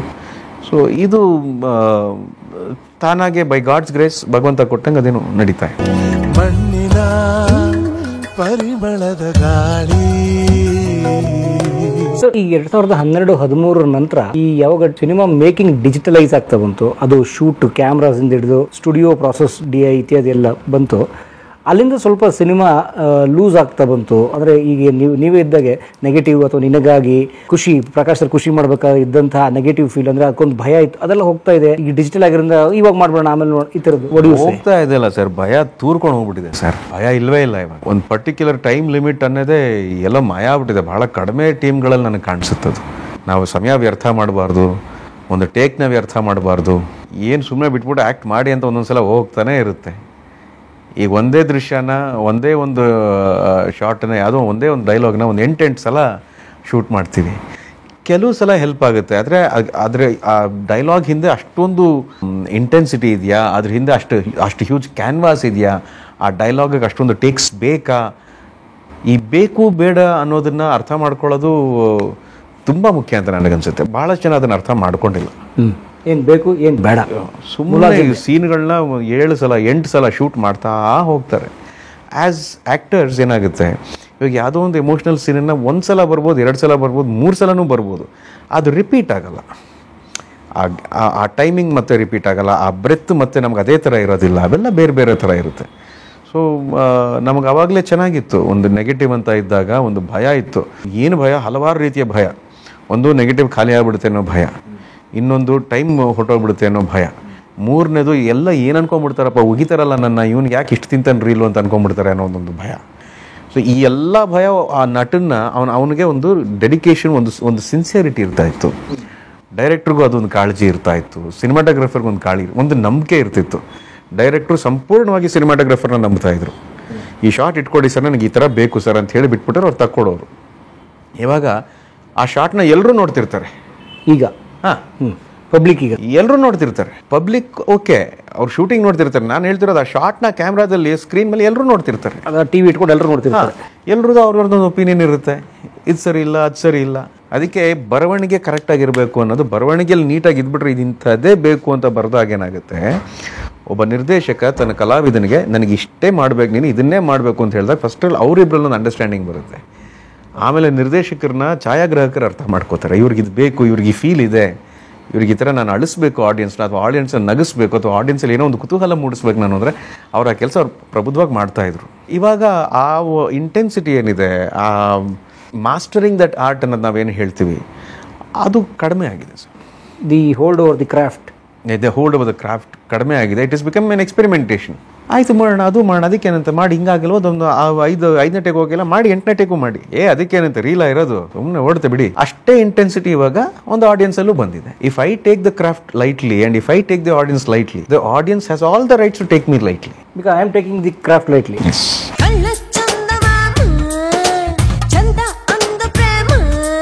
ಸೊ ಅಷ್ಟೇ ಡೈರೆಕ್ಟ್ ರಿಲೇಷನ್ಶಿಪ್, ಅದು ಕೋರಿಲೇಷನ್. ನಾನು ಅದನ್ನು ಹೇಗೆ ಅದನ್ನು ಹ್ಯಾಂಡಲ್ ಮಾಡ್ತೀನಿ, ಅವ್ರು ನನ್ನ ಹಾಗೆ ಹ್ಯಾಂಡಲ್ ಮಾಡ್ತಿದ್ದಾರೆ. ಹಾಗಾದ್ರೆ ಈ ಸಾಲು ಸಾಲು ಸೋಲುಗಳು ಅಂತ ಏನು ಮಾತಾಡ್ತಿರಲ್ಲ ಕನ್ನಡ ಚಿತ್ರರಂಗದ್ದು, ಅದೇನು ಆಶ್ಚರ್ಯಕರವಾದ ವಿಚಾರ ಏನಲ್ಲ? ಖಂಡಿತ ಇಲ್ಲ, ಅದರಲ್ಲಿ ಆಶ್ಚರ್ಯನೇ ಇಲ್ಲ. ಆಶ್ಚರ್ಯ ಇಲ್ಲ, ಆದರೆ ಅದು ಆತಂಕ ಹುಟ್ಟಿಸುತ್ತೆ. ಹೀಗೆ ಆದರೆ ಏನಪ್ಪ, ಈ ಗೆಲ್ಲುತ್ತಿರುವ ಚಿತ್ರರಂಗಗಳು ಅಂತ ಏನು ನಾವು ಮಾತಾಡ್ತಿದ್ದೀವಿ, ಅಥವಾ ಆ ಭಾಷೆ ಸಿನಿಮಾ ನೋಡಿ ಅವ್ರು ಹಂಗೆ ಮಾಡ್ತಿದ್ದಾರೆ ಅಂತ ಅವ್ರಿಗೆ ಭಯ ಹೋಗಿಲ್ವ ಹಾಗಾದ್ರೆ? ಅಥವಾ ಸರ್ ಎಲ್ರಿಗೂ ಭಯ ಇದೆ ಸರ್, ಎಲ್ಲರಿಗೂ ಭಯ ಇದೆ. ನಮಗೆ ಇಂಡಸ್ಟ್ರಿ ಒಳಗಿರೋ ಕಾರಣ ನಮಗೆ ಇಲ್ಲಿ ಈ ಸಿನಿಮಾ ಓಡ್ತಿದೆ, ಈ ಸಿನಿಮಾ ಓಡ್ತಿಲ್ಲ, ಇಷ್ಟು ಸಿನಿಮಾ ಓಡ್ತಿದೆ, ಇಷ್ಟು ಸಿನಿಮಾ ಓಡ್ತಿಲ್ಲ ಅಂತಿದೆ. ಎಲ್ಲ ಭಾಗಗಳಲ್ಲೂ ಆ ಭಯ ಇದ್ದೇ ಇದೆ. ಅವ್ರು ನಮ್ಮನ್ನು ಕೇಳ್ತಾರೆ ಹೆಂಗಿದೆ ನಿಮ್ಮ ಇಂಡಸ್ಟ್ರಿ ಇವಾಗ ಅಂತ. ನಾವು ಪರವಾಗಿಲ್ಲ, ನಾವು ಹೇಳ್ಕೊಳಂಗಿಲ್ವಲ್ಲ, ಸೋಲ್ತಾ ಇದೀವಿ ಅಂತ ನಾವು ಆ ಥರ ಹೇಳ್ಕೊಳ್ಳೋ, ನಮಗೆ ಚೆನ್ನಾಗಿದೆ, ಒಂದು ಒಳ್ಳೆ ಸಿನಿಮಾ ಮಾಡಿದ್ರೆ ಗೆಲ್ಲುತ್ತೆ ಅನ್ನೋ ಥರ ಹೇಳ್ತಾ ಇದ್ದೀವಿ. ಅವರು ಅಯ್ಯೋ ಹೌದಾ, ಇಲ್ಲಂತೂ ಕೇಳಲೇಬೇಡಿ ಅಂತಾರೆ. ನಾವು ಉತ್ಪ್ರೇಕ್ಷೆಗೆ ಮಾತಾಡ್ತೀವಿ, ಮಲಯಾಳಂ ಸಿನಿಮಾ ಎಲ್ಲ ಸಿನಿಮಾ ಹಂಗೆ ಓಡ್ತಿದೆ ಅಂತ. ಮಲಯಾಳಮಲ್ಲಿ ಹೋಗಿ ಕೇಳಿದ್ರೆ ಅಲ್ಲಿ ಅವ್ರಿಗೆ ಸೋಲಿನ ಪಟ್ಟಿ ಇಷ್ಟಿಷ್ಟು ದೊಡ್ಡದಿರುತ್ತೆ. ನಮಗೆ ಕಾಣೋದೇನು, ಗೆಲ್ಲುತ್ತಿರೋ ಸಿನಿಮಾಗಳು, ಗೆಲ್ಲೋ ಸಿನಿಮಾಗಳು ಅಂತ ಹೇಳ್ತಿಲ್ಲ, ಗೆಲ್ಲುತ್ತಿರೋ ಸಿನಿಮಾಗಳು ನಮಗೆ ಕಾಣ್ತಾ ಇರೋದು. ಅದನ್ನು ಮೇಲೆ ಬರ್ತಿದೆ ನಾವು ನೋಡ್ತಿದ್ದೀವಿ. ಸೊ ಈ ಪರಿಸ್ಥಿತಿ ಎಲ್ಲ ಚಿತ್ರರಂಗದಲ್ಲೂ ಇದೆ. ಚಿತ್ರರಂಗದಲ್ಲಿ ಅಂತ ಮಾತ್ರ ಅಲ್ಲ, ಎಲ್ಲ ಉದ್ಯಮದಲ್ಲೂ ಇದೆ sir. Okay, taking things lightly. ಎಲ್ಲ ಉದ್ಯಮದಲ್ಲೂ ಇದೆ. ತಂಗಾಳಿಯಲ್ಲಿಂದ ಬೀಸುವೆ. ಸೊ ರಿಪನ್ ಸ್ವಾಮಿ ಬಗ್ಗೆ ಮಾತನಾಡೋದಾಯ್ತು ಅಂದ್ರೆ, ಆ ಎಲ್ಲ ಚರ್ವಿತ ಚರವಣ ಬಗ್ಗೆ ಬದಿಗಿಟ್ಟು ಮಾತಾಡೋದಾದ್ರೆ, why an audience should watch it? Purpose ಆಗಲಿ, ಅವಾಗಲೇ ಹೇಳಿದ್ನಲ್ಲ ನಾನು, ಸಿನಿಮಾ ಏನಕ್ಕೆ ಮಾಡ್ತೀವಿ, ಮನೋರಂಜನೆಗೆ ಮಾಡ್ತೀವಿ. ಆದರೆ ಮನೋರಂಜನೆ ಕೊಡ್ತಾ ಇದ್ದೀವ ಸಿನಿಮಾದಲ್ಲಿ ಅನ್ನೋ ಪ್ರಶ್ನೆ ನಾನು ಕೇಳ್ಕೋಬೇಕು. ಆ ಪ್ರಶ್ನೆ ಎಲ್ಲಿ ಕೇಳ್ಕೋಬೇಕು, ನಾನು ಸ್ಕ್ರಿಪ್ಟ್ ಲೆವೆಲಲ್ಲೇ ಕೇಳ್ಕೋಬೇಕು. ಇದರಲ್ಲಿ ಏನು ಮನೋರಂಜನೆ ಇದೆ ಅಂತ. ಕೆಲವು ಸಿನಿಮಾಗಳು ಬಹಳ ಸೀರಿಯಸ್ ಆಗಿರುತ್ತೆ, ಬಹಳ ಇಂಟೆನ್ಸ್ ಆಗಿರುತ್ತೆ, ಅಂದರೆ ಅವುಗಳು ಜಾನರ್ ಆಗಿರುತ್ತೆ. ಹಾಂ, ಅದರಲ್ಲಿ ಬೇಕು ಅಂತ ಹ್ಯೂಮರ್ ಇರೋದಿಲ್ಲ, ಬೇಕು ಅಂತ ಕಾಮಿಡಿ ತುಂಬಿರೋದಿಲ್ಲ, ಬೇಕು ಅಂತ ರೊಮ್ಯಾನ್ಸ್ ಆಗಲಿ, ಸಾಂಗ್ ಆಗಲಿ, ಐಟಮ್ ನಂಬರ್ ಇವಾಗೆಲ್ಲ ಏನಿರೋದಿಲ್ಲ. ಆದರೆ ಸಿನಿಮಾ ಅದ್ಭುತವಾಗಿ ಓಡ್ತಾ ಇರುತ್ತೆ. ಆ ಸಿನಿಮಾದಲ್ಲಿ ಏನೋ ಒಂದು ಮನೋರಂಜನೆ ಇದೆ. ಅದು ಸಿಮಿಲರ್ಲಿ ಇವಾಗ ನಮ್ಮ ಸಿನಿಮಾದಲ್ಲಿ ಅಂಥ ಒಂದು ಮನೋರಂಜನೆ ಇದೆ. ಅದರ ಒಂದು ಮೇಜರ್ ಪಾಯಿಂಟು ನನಗೆ ಭಾಳ ಕಾನ್ಫಿಡೆನ್ಸ್ ಕೊಟ್ಟಿದ್ದು ಆ ಪಾತ್ರ ನಾನು ಮಾಡ್ತಿರೋದು. ರಿಪ್ಪನ್ ಸ್ವಾಮಿ ಪಾತ್ರ ನಾನು ಮಾಡ್ತಿರೋದು ನನಗೆ ಭಾಳ ಕಾನ್ಫಿಡೆನ್ಸ್ ಕೊಡ್ತು. ಯಾಕಂದರೆ ಇದ್ರ ಹಿಂದೆ ನಾನು ಆ ಥರ ಕಂಡಿದ್ದೇ ಇಲ್ಲ, ಸ್ಕ್ರೀನ್ ಮೇಲೆ ನಾನು ಆ ಥರ ಪಾತ್ರ ಮಾಡಿದ್ದೇ ಇಲ್ಲ, ನನಗೆ ಆ ಥರ ಒಂದು ಕ್ಯಾರೆಕ್ಟರ್ ಗ್ರಾಫ್ ಸಿಕ್ಕಿದ್ದೇ ಇಲ್ಲ. ಅಪ್ರಿಷಿಯೇಟ್ ಮಾಡಿದ್ದೀನಿ. ರಾಘು ಸಿನಿಮಾದಲ್ಲಿ ಮಾಡಿದ್ದೀನಿ, ಆಮೇಲೆ ಕದ್ದ ಚಿತ್ರ ಅಂತ ಒಂದು ಸಿನಿಮಾ ಬಂತು, ಆ ಸಿನಿಮಾದಲ್ಲಿ ಮಾಡಿದ್ದೀನಿ. ಅದರಲ್ಲಿ ಒಂದು ಚೂರು ಗ್ರೇ ಇತ್ತು. ಬಟ್ ರಿಪ್ಪನ್ ಸ್ವಾಮಿ ಒಬ್ಬ ಕಾಡಿನಲ್ಲಿ ಒಬ್ಬ ಕಟಕ ಅಂತ ಹೇಳ್ದ, ಅವ್ನು ಕಟಕನೇ. ಅವನು ಮನುಷ್ಯ ಹೊರಟು ಮನಸ್ಸು ಮೃದು ಅನ್ನೋ ಏನಿಲ್ಲ, ಮನುಷ್ಯನೂ ಹೊರಟು ಮನಸ್ಸು ಮೃದು ಹೊರಟು. ಒಂದು ಕೆಲವರು ಹಾಗಿರ್ತಾರೆ. ಏನಕ್ಕೆ ಆ ಥರ ಇರ್ತಾರೆ? ಇದ್ರ ಹಿಂದೆ ಏನೋ ಒಂದು ಕಾರಣ ಇರಬೇಕಲ್ವಾ? ಎಲ್ಲರೂ ಸುಮ್ಮನೆ ಕೆಟ್ಟವರಾಗ್ಬಿಡೋದಿಲ್ಲ. ಕೆಲವ್ರನ್ನ ಕಂಡ್ರೆ ಹಿಡಿಸೋದೇ ಇಲ್ಲ. ಊರುಗಳಲ್ಲಿ ನೀವು ನೋಡಿರ್ತೀರ, ಕೆಲವ್ರು ಮಾತಾಡ್ತಿದ್ರು, ಅವ್ನು ಥರ ಕಣೆ, ಅವ್ನು ಯಾಕೆ ಸರಿ ಇಲ್ಲ ಅಂತ. ಅವನು ಹೋಗಿ ಕೇಳಿದ್ರೆ ಅವ್ನು ಎಲ್ಲರೂ ಬೈತಿರ್ತಾನೆ, ನನ್ನ ಮಕ್ಕಳ ನೀವು ಯಾರೂ ಸರಿ ಇಲ್ಲ ಅಂತ. ಯಾಕಂದರೆ ಅವನ ಪ್ರಕಾರ ಪ್ರಪಂಚ ಸರಿ ಇಲ್ಲ, ಅವನು ಸರಿ ಇದ್ದಾನೆ. ದೀಸ್ ಆರ್ ಆಲ್ ವೆರಿ ಏನು ಹೇಳ್ತಾರೆ, ವೆರಿ ರಿಲೇಟಬಲ್ ಕ್ಯಾರೆಕ್ಟರ್ಸ್. ಅದಕ್ಕೆ ನಾನು ಈ ಪಾತ್ರ ಮಾಡ್ತಿರೋದ್ರಿಂದ ಆಡಿಯನ್ಸ್ ಈ ಸಿನಿಮಾ ಬಂದು ಕೂತ್ಕೊಂಡು ನೋಡಿದಾಗ ಅವರ ಚಿನ್ನಾರಿ ಮುತ್ತ ವಿಜಯ ರಾಘವೇಂದ್ರ ಏನೋ ಮಾಡಿದನಲ್ಲ ಈ ಕ್ಯಾರೆಕ್ಟ್ರಲ್ಲಿ, ಇದು ಈ ಥರ ರಿಯಾಕ್ಟ್ ಮಾಡ್ಬೋದಾ ಕ್ಯಾರೆಕ್ಟರ್ಗಳಿಗೆ, ಈ ಥರ ಕ್ಯಾರೆಕ್ಟರ್ನ ಪರ್ಫಾರ್ಮ್ ಮಾಡ್ಬೋದಾ? ಅದನ್ನು ನಿರ್ದೇಶಕರು ಒಳ್ಳೆ ಕಥೆ ಜೊತೆಗೆ ಒಂದು ಒಳ್ಳೆ ಸೀನ್ಗಳನ್ನ ಹೆಣೆದು ಒಳ್ಳೆ ಡೈಲಾಗ್ಸ್ ಬರೆದು, ಮೇಜರಾಗಿ ಆ್ಯಕ್ಷನ್ ಇದೆ, ಆ ಆ್ಯಕ್ಷನ್ ಹಿಂದೆ ಒಂದು ಎಮೋಷನ್ ಇದೆ. ಆ ಎಮೋಷನ್ ಹಿಂದೆ ನಾನಿದ್ದೀನಿ. ರಾಕ್ಷಸ ಬೇಟೆ ಆಡ್ತಾ 29ಕ್ಕೆ ಬಿಡುಗಡೆ ಇದೆ ಅದು. ಓಕೆ ಸರ್, ನೋಡಿ ನಿಮ್ಮ ಬಗ್ಗೆ ವೆರಿ ಇಂಟ್ರೆಸ್ಟಿಂಗ್ ಪಾಯಿಂಟ್ ಏನು ಅಂತಂದರೆ 90s ಇಯರಾದ, ಅಂದರೆ ಬಿಫೋರ್, ಅಂದರೆ ಪ್ರೀ IT ಬೂಮ್ ಮೊದಲು ತಮ್ಮ ಸಿನಿಮಾಗಳು ಬರ್ತಿತ್ತು. IT ಬೂಮ್ ಬಂದಾಗ ಈಗ ನಿಮ್ಮ ನಿನಗಾಗಿ, ಪ್ರೇಮ ಖೈದಿ ಸೀರೀಸ್ ಬಂತು. ಈಗ ಸೋಷಿಯಲ್ ಮೀಡಿಯಾ ತುಂಬ ಬೂಮಲ್ಲಿರೋ ಈ ಟೈಮಲ್ಲೂ ತಾವು ಇದ್ದೀರಿ. ಅಂದರೆ ಆಡಿಯನ್ಸ್ ಏನಾದರೂ ಬದಲಾಗ್ತಾ ಹೋಗ್ತಾನೆ due to economical, social, political ಇದರಲ್ಲಿ, ಅಥವಾ audience is same or films change or ಹೇಗೆ ವರ್ಕ್ ಆಗ್ಬೋದು? Everybody is changing, sir. Everybody is changing. The industry is changing, the audience are changing, the technology is changing. ಆಡಿಯನ್ಸ್ಗಳ attention span ಏನಿದೆ ಅದು ಭಾಳ ಕಡಿಮೆ ಆಗ್ಬಿಟ್ಟಿದೆ. ಮುಂಚೆ ಯಾವ ಥರ ಇತ್ತು ಅಂದರೆ, ನಾವೆಲ್ಲ TV ನೋಡ್ಬೇಕಾದ್ರೆ ಯಾವ ಥರ ಇತ್ತು, ಒಂದು ಹಾಡು ಫುಲ್ ನೋಡ್ತಾ ಇದ್ವಿ, ಚೇಂಜ್ ಮಾಡ್ತಿರ್ಲಿಲ್ಲ. ಆಮೇಲೆ ಚಾನೆಲ್ಗೆ ಬಂದಾಗ ಏನು ಮಾಡಿದ್ವಿ, ಒಂದು ಚಾನೆಲಿಂದ ಇನ್ನೊಂದು ಚಾನೆಲ್ ಏನು ಬರ್ತಿದ್ದೆ ಸ್ವಿಚ್ ಮಾಡ್ತಿದ್ವಿ ಅಷ್ಟೇ. There was a time lapse. ಆದರೂ ಕೂಡ ಒಂದು ಹಾಡು ನೋಡ್ತಾನೆ ಇದ್ವಿ. ಒಂದು ಇಡೀ ಸಿನಿಮಾ ಟೆಲಿವಿಷನಲ್ಲಿ ಬಂದರೆ ನೋಡ್ತಾ ಇದ್ವಿ. ಥಿಯೇಟ್ರಿಗೆ ಹೋದರೆ ಕೂತ್ಕೊಂಡು ಸಿನಿಮಾ ನೋಡ್ಕೊಂಡು ಆಚೆ ಬರ್ತಾ ಇದ್ವಿ. ಅದು ನೋಡೋಕೆ ಒಂದು ಕಾತರ ಇತ್ತು, ಒಂದು ಎಕ್ಸೈಟ್ಮೆಂಟ್ ಇತ್ತು. ಇವಾಗ ಎಕ್ಸೈಟ್ಮೆಂಟ್ ಭಾಳ ಕಡಿಮೆ ಆಗಿದೆ. ಎಕ್ಸೈಟ್ಮೆಂಟೇ ಇಲ್ಲ ಅಂತ ಹೇಳಲ್ಲ, ಕಡಿಮೆ ಆಗಿದೆ. ನಮ್ಮ ರಿಪ್ಪನ್ ಸ್ವಾಮಿ ಟ್ರೈಲರ್ ನೋಡಿದ ಆಡಿಯನ್ಸ್ಗೆ ಇನ್ನೆರಡು ದಿನ ಬಿಟ್ಟು ಇನ್ನೊಂದು 3 ಹೊಸ ಸಿನಿಮಾ ಟ್ರೈಲರ್ ನೋಡಿರ್ತಾನೆ. ಅದ್ರ ಮಧ್ಯದಲ್ಲಿ ಆತನ ಗಮನ ನಾನು ಹೇಗೆ ಹಿಡಿದಿಟ್ಕೊಂಡಿರ್ಬೇಕು, ಆದರೂ ರಿಪ್ಪನ್ ಸ್ವಾಮಿ ಚೆನ್ನಾಗಿದೆ ಅನ್ನೋ ಥರ ನಾನು ಏನು ಮಾಡಿರ್ಬೇಕು ಸಿನಿಮಾದಲ್ಲಿ ಅನ್ನೋದು ಏನೋ ಇರಬೇಕು ಸಿನಿಮಾದಲ್ಲಿ. ಈ ಇಷ್ಟು ಮಾಹಿತಿಗಳ ಪ್ರವಾಹದಲ್ಲಿ ಅದನ್ನೇ ನೆನ್ಪಿಟ್ಕೊಳ್ಳೋದು. ಹೌದು. And audience are changing. ಸಿನಿಮಾನ ಅವರು ಗ್ರಹಿಸೋ ರೀತಿನೇ ಚೇಂಜ್ ಆಗಿದೆ. ಯಾಕಂದರೆ ಮುಂಚೆ ಸಿನಿಮಾ ಬಗ್ಗೆ ಗೊತ್ತಿರಲಿಲ್ಲ, ಒಂದು ಚಿಕ್ಕದೊಂದು ಸೀಕ್ರೆಸಿ ಇರ್ತಿತ್ತು. ಇವಾಗ ಯಾವುದೇ ಸೀಕ್ರೆಸಿ ಇಲ್ಲ. ಅಂದರೆ ಮೇಕಿಂಗ್ ಪ್ರಾಸೆಸ್. ಹೌದು. It could be making process, it could be the promoting process. ಯಾಕಂದರೆ ಸಿನಿಮಾ ಟೈಟಲ್ ನೋಡ್ತಿದ್ದಂಗೆ ಏನು ಹೇಳ್ತಾನೆ ಅವನು, ಈ ಸಿನಿಮಾ ನೋಡಿ ಈ ಥರ ಪ್ರಮೋಟ್ ಮಾಡ್ತಾನೆ ಈ ಮನುಷ್ಯ ಅಂತ ಹೇಳ್ತಾನೆ ಆಡಿಯನ್ಸ್. ಈಗ ಅಷ್ಟು ಸ್ಮಾರ್ಟ್ ಇದ್ದಾರೆ. ನಿಂಬಿಯ ವನದ ಮ್ಯಾಗಳ ಚಂದ್ರಮ ಚೆಂಡಾಡಿದ. ಅಂದರೆ ಇವತ್ತು ಸಿನಿಮಾ ಮಾಡೋದು ಹೆಚ್ಚು ಚಾಲೆಂಜ್ ಅಂತ ಹೇಳ್ತೀರಿ? Very challenging, very challenging. Earlier it was only your passion, it was only, the war was only between your passion and the art. ಇವಾಗ it's a huge thing. ಈ ಹೊರಗಡೆ ಮೇನ್ ರೋಡ್ ನೋಡಿದ್ರೆ ಸಾಕು ನಿಮಗೆ ಸಿನಿಮಾ ಅರ್ಥ ಆಗ್ಬಿಡುತ್ತೆ. ಅಂದರೆ ಅಷ್ಟು ಕಾಂಪ್ಲಿಕೇಟೆಡ್ ಇದೆ. ಮುಂಚೆ ಒಂದು ದಿನಸಿ ಅಂಗಡಿ, ಒಂದು ಮೆಡಿಕಲ್ ಸ್ಟೋರ್ಸು, ಒಂದು ಬೇಕ್ರಿ, ಇನ್ನೊಂದು ಏನೋ ಒಂದಿತ್ತು. ಇವಾಗ ಈ ದಿನಸಿ ಅಂಗಡಿನೇ ಒಂದು 10 ಥರ ಆಗ್ಬಿಟ್ಟಿದೆ ಆಚೆ. So how will the audience even comprehend what we are doing? ಅಂದರೆ ನೀವು ಹೇಳ್ತೀರಿ ನೋಡಿ, ಬರೀ ಅಂಗಡಿಯ ಅಥವಾ ಒಂದು ರಸ್ತೆಗೆ ಉದಾಹರಣೆ ಕೊಡ್ತಾ ಇರುವ ಆಯ್ಕೆಗಳು ನಿಂತಿದ್ದೀರಿ. ಅಂದರೆ ನಮ್ಗೆ ತುಂಬ ಆಪ್ಷನ್ಸ್ ಇದೆ ಇವತ್ತು. ತುಂಬ ಆಪ್ಷನ್ಸ್ ಇದೆ ಸರ್. ಎಕ್ಸಿಲ್ ಅಂದರೆ ವೈ ಇದೆ, ವೈ ಇಲ್ಲರ ಎ ಇದೆ, ತುಂಬ ಇದೆ. ಅಂದರೆ ಆಡಿಯನ್ಸ್ನು they have seen the best of everything. ಒಂದು ಆ್ಯಕ್ಷನ್ ಸಿನಿಮಾದಲ್ಲಿ ಒಂದು ತುದಿಯನ್ನು ನೋಡಿದ್ರೆ ಅದ್ಭುತವಾದಂಥ ತುದಿಯನ್ನು ನೋಡಿದರೆ ಅದ್ಭುತವಾಗಿದೆ ಅಂತ. ಒಂದು ಎಮೋಷನಲ್ ಸಿನಿಮಾ ಅಂದರೆ ಅಷ್ಟು ಅದ್ಭುತವಾಗಿರೋ ಸಿನಿಮಾ ನೋಡಿದ್ದಾರೆ. ಸೊ ಇದ್ರ ಮಧ್ಯದಲ್ಲಿ ನೀನು ಇನ್ನೊಂದು ಸಿನಿಮಾ ಕೊಡ್ತೀನಿ ಅಂದರೆ ನಾನೇನೋ ವ್ಯತ್ಯಾಸವಾಗಿ ಕೊಡ್ತೀನಿ, ನಾನೇನೋ ಡಿಫ್ರೆಂಟಾಗಿ ಕೊಡ್ತೀನಿ ಅನ್ನೋದೆಲ್ಲ ಸುಳ್ಳು. ನಾನು ಅದು ಹೇಳೋದಿಲ್ಲ. ಭಾಳ ವರ್ಷ ಆಗೋಯ್ತು ನಾನು ಅದನ್ನು ಹೇಳಿ. ನಾವು ಡಿಫ್ರೆಂಟಾಗಿ ಮಾಡಿದ್ದೀವಿ ಅಂತ ನಾನು ಹೇಳೋಕ್ಕೆ ಹೋಗಲ್ಲ. ಯಾರು ಮಾಡೇ ಇಲ್ಲ ಅಂತದೇನೋ ಮಾಡ್ತೀವಿ, ಅವೆಲ್ಲ ಸುಳ್ಳು. ಯಾರು ನಂಬಲ್ಲ ಅದನ್ನು. ಡಿಫ್ರೆಂಟಾಗಿ ನಾವೇನು ಮಾಡೋಕ್ಕಾಗಲ್ಲ. ನಾವು ಏನೇ ಮಾಡಿದ್ರೆ ಸ್ಪೆಷಲಾಗಿ ಮಾಡಬೇಕಷ್ಟೆ. ನಾವು ಏನೇ ಸ್ಪೆಷಲಾಗಿ ಮಾಡಿದ್ರು ಅದೇ ಎಮೋಷನನ್ನು ಕೊಡಬೇಕು. ಅದೇ ಲವ್ ಸ್ಟೋರಿ, ಅದೇ ತಂದೆ ತಾಯಿ ಮಕ್ಕಳ ಸಂಬಂಧ, ಅದೇ ರಿವೆಂಜ್ ಸ್ಟೋರಿ. ಏನಾರ ಡಿಫ್ರೆಂಟಾಗಿ ಮಾಡ್ತೀವಾ ಆವಾಗ ತುಂಬ ತಲೆ ಓಡಿಸ್ಬೇಕು, ತುಂಬ ಟೆಕ್ನಿಕಲ್ ಆಗಿ ನಾವು ತಲೆ ಓಡಿಸ್ಬೇಕು. ಸುಮಾರು ಆ ಥರ ಸಿನಿಮಾಗಳು ಬಂದಿದ್ದಾವೆ. ಅದು ಬಂದಿದೆ. ಜಗತ್ತು ಇಷ್ಟೆಲ್ಲ ಬದಲಾಗ್ತಿದ್ರು ಕೂಡ ಬದಲಾಗದೇ ಇರೋದು ಬರೀ ಮನುಷ್ಯ ಸಂಬಂಧ ಭಾವನೆ. ಹೌದು. ಸೊ ಈಗ ಏನೇ ಸಿನಿಮಾ ಅದು ಸುತ್ತನೇ ಇರಬೇಕು. So Rippan Swamy is one of that kind. It is whatever backdrop ಏನೇ ಬೇರೆ ಥರ ಇದ್ರೂ ಕೂಡ, ಪಾತ್ರ ಏನೇ ವಿಭಿನ್ನವಾಗಿದ್ರು ಕೂಡ, ಪಾತ್ರದ ಒಳಗಿನ ಭಾವನೆ ಅದೇ ಕೋಪ, ಅದೇ ಸಿಟ್ಟು, ಅದೇ ಅಸೂಯೆ, ಅದೇ ಸಂಶಯ, ಅದೇ ಪ್ರೀತಿ, ಎಲ್ಲವೂ ಅದೇ. ನೋಡಿ, ಹಾಗಾದರೆ ನಾವು ಮಾತಾಡೋದು ಇವತ್ತು AI ಏನು ಬಂದುಬಿಡುತ್ತೆ, ಆರ್ಟಿಫಿಷಿಯಲ್ ಇಂಟೆಲಿಜೆನ್ಸು ಹಾಗಾಗ್ಬಿಡುತ್ತೆ ಹೀಗಾಗ್ಬಿಡುತ್ತೆ, ಯಾರೋ ಒಬ್ಬರು ಒಂದು ಸಿನಿಮಾನೇ ಬಿಡುಗಡೆ ಮಾಡಿದೆ ಅಂತೆಲ್ಲ ಕೆಲವು ತುಣುಕುಗಳನ್ನು ನಾನು ಕೂಡ ಗಮನಿಸಿದೆ. ಎಷ್ಟು ಥ್ರೆಟ್ ಅನ್ಸುತ್ತೆ ನಿಮಗೆ? ಥ್ರೆಟ್ಟೇ ಅಲ್ಲ ಸರ್, ಅದು AI cinema is not a threat sir. ಇಲ್ಲ ಸರ್, ಇವಾಗ AI ಯಾವ್ದಾರು ನೀವು ಫುಟೇಜ್ ನೋಡಿ, ಅದೇ ಒಂದು ರಿಯಲ್ ಫುಟೇಜ್ ನೋಡಿ, there is lot of difference.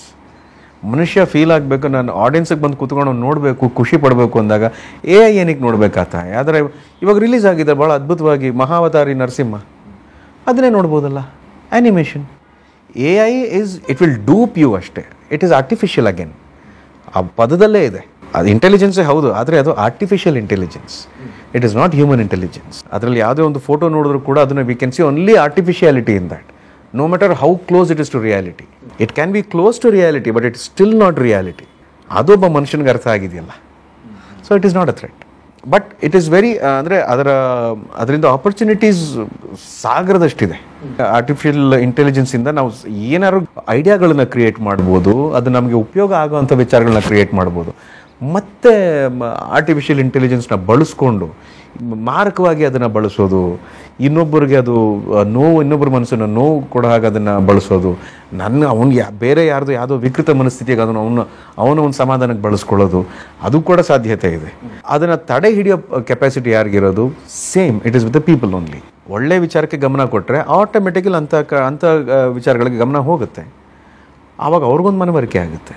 ಯಾವಾಗ ನಾವು ಅವ್ರ ಕಡೆ ತಿರುಗಿ ನೋಡ್ತೀವೋ ಅವ್ರಿಗೆ, ನನ್ನ ತಿರುಗಿ ನೋಡ್ತಿದ್ದಾನೆ ಇವನು, ಇದರಿಂದ ಖಂಡಿತ ನಂದು ಬೆಲೆ ಇದೆ ಅಂತ ಅನ್ಕೋತಾನೆ. ಆ್ಯಕ್ಚುಲಿ ಅದಕ್ಕೆ ಬೆಲೆ ಕೊಡಬಾರ್ದು. ಸೊ ನಾವದನ್ನು ತಿರಸ್ಕರಿಸೋಕೆ ಶುರು ಮಾಡಿದಾಗ ಅದಕ್ಕೆ ಡಿಮ್ಯಾಂಡ್ ಇಲ್ಲ ಅಂದರೆ ತಂತಾನೆ ನಿಂತೋಗುತ್ತೆ. ಅದೇ ತಾನಾಗೆ ನಿಂತೋಗುತ್ತೆ.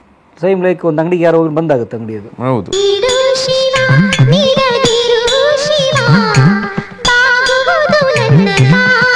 ಆಮೇಲೆ ಇವಾಗಿನ ಜನರೇಷನ್ಗೆ ತುಂಬ ತಿಳ್ಕೋಬೇಕು ಅಂತ ಆಸೆ ಆಗಿದೆ. ನಮ್ಮಮ್ಮ ಮುಂಚೆ ಹೇಳ್ತಾ ಇದ್ರು, ನಿನ್ನ ಸಾಯಂಕಾಲದ ಹೊತ್ತು ನಿನ್ನ ನೇಲ್ ಕಟ್ ಮಾಡಬೇಡ, ಉಗುರೆಲ್ಲ ಕತ್ತರಿಸ್ಬಾರ್ದು ಮನೇಲಿ ಅಂತ.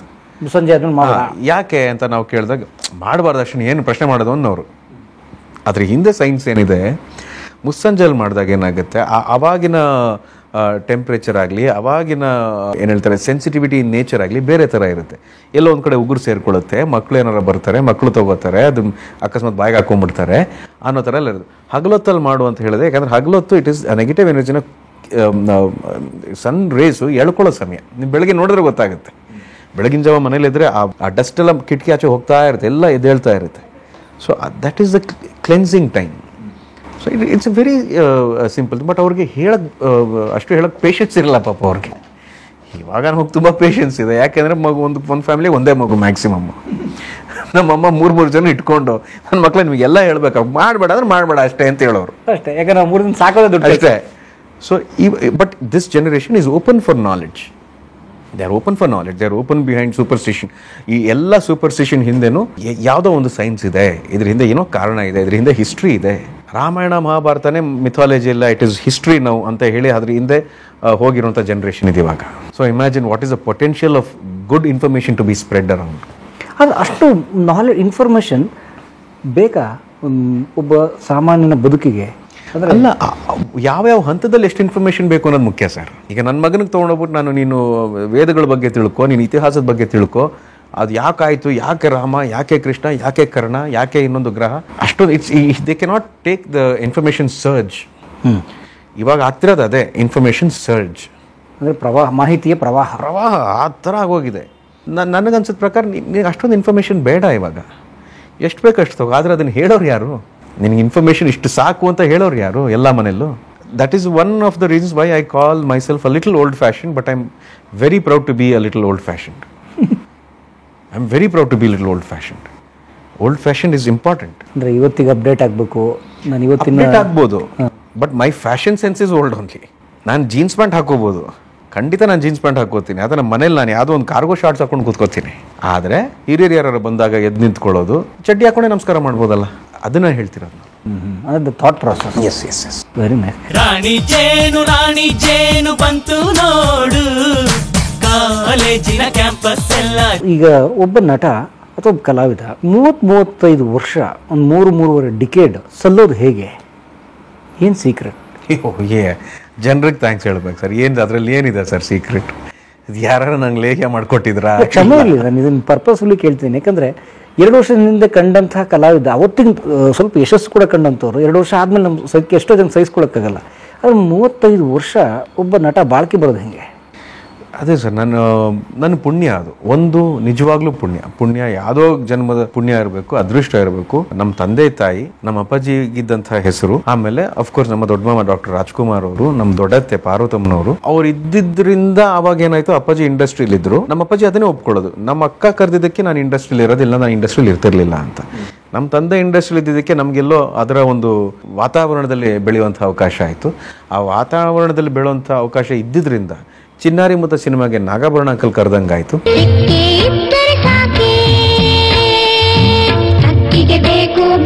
ಚಿನ್ನಾರಿ Mutta is the soul there, it is not Vijaya Raghavendra Mutta. It is ವಿಜಯ ರಾಘವೇಂದ್ರ ಅಂತ ಯಾರು ಕರೆಯಲ್ಲ ನನ್ನ. ಚಿನ್ನಾರಿ ಮುತ್ತ ವಿಜಯ ರಾಘವೇಂದ್ರ ಅಂತ ಕರೀತಾರೆ. ನಾನು ರಿಪ್ಪನ್ ಸ್ವಾಮಿನೇ ಮಾಡಲಿ, ನನಗೆ ಯಾಕೆ ಒಂದು ಹಿರಣ್ಯಕಶಿಪು ಪಾತ್ರನೇ ಮಾಡಲಿ, ಚಿನ್ನಾರಿ ಮುತ್ತ ವಿಜಯ ರಾಘವೇಂದ್ರ ಹಿರಣ್ಯಕಶಿಪು ಪಾತ್ರ ಮಾಡಿದಾನ ಅಂತ ಕರೀತಾರೆ. ಸೊ ಅಷ್ಟರ ಮಟ್ಟಗದು ಪ್ರಭಾವ ಬೀರಿದೆ. ಒಂದು ಚಿನ್ನಾರಿ ಮುತ್ತ ಆಗಿರ್ಬೋದು, ಚಲಿಸುವ ಮೋಡಗಳು ನಾನು ಮಾಡಿದಂಥ ಪಾತ್ರ ಆಗಿರ್ಬೋದು, ಚಿಕ್ಕದೊಂದು 4-5 ಸೆಕೆಂಡ್ ಬರುತ್ತದು. ಗಾನಯೋಗಿ ಪಂಚಾಕ್ಷರಿ ಗವಾಯಿ, ಕೊಟ್ರೇಶಿ ಕನಸು. ಅಂದ್ರೆ ಸುಮ್ಮನೆ ಹಾಗೆ ಇವಾಗ 35 ವರ್ಷದಲ್ಲಿ ಲೆಕ್ಕ ಹಾಕ್ತಾ ಹೋದ್ರೆ ಒಂದು 10 ಸಿನಿಮಾ ಆ ಥರ ಹಿಂಗ್ ಕೈಗೆ ಸಿಗುತ್ತೆ, ಹಿಡ್ಕೋಬಹುದು ಇದನ್ನ. ಅದು ಬರೀ ನನ್ನ ವಿಚಾರದಲ್ಲ, ಇಂಡಸ್ಟ್ರಿಲಿ ಒಂದು ವ್ಯತ್ಯಾಸವನ್ನ ಮಾಡಿದಂಥ ಪಾತ್ರಗಳು ಅವೆಲ್ಲ. ಅದಕ್ಕೆ ನಾನೊಬ್ಬ ಸೂಪರ್ ಸ್ಟಾರ್ ಆಗ್ಬಿಡ್ಬೇಕು, ನಾನೊಬ್ಬ ಮಾಸ್ ಹೀರೋ ಆಗ್ಬಿಡ್ಬೇಕು ಅಂತ ಅನ್ಕೊಳ್ಳೋದಕ್ಕಿಂತ ಯಾವಾಗಲೂ I would always say I want to be a good human being, I want to be a good actor, and I want to be a part of the most successful films. Cinema success ಆದಾಗ ಆ cinema ಅಂದಾಗ ನಾವು ಅದರಲ್ಲಿ ಸೇರ್ಕೋತೀವಿ. ಬರೀ ವಿಜಯ Raghavendra success ಅಂದ್ರೆ ಅದು ಎಲ್ರಿಗೂ ಆಗಲ್ಲ, ಇಟ್ಸ್ ನಾಟ್ ಪಾಸಿಬಲ್. ಬಹಳ ಕಡಿಮೆ ಜನರಿಗೆ ಅದು ಇದೆ. ಅಂಥವ್ರು ಇಲ್ಲ ಅಂತ ನಾನು ಹೇಳ್ತಿಲ್ಲ, ಇದ್ದಾರೆ.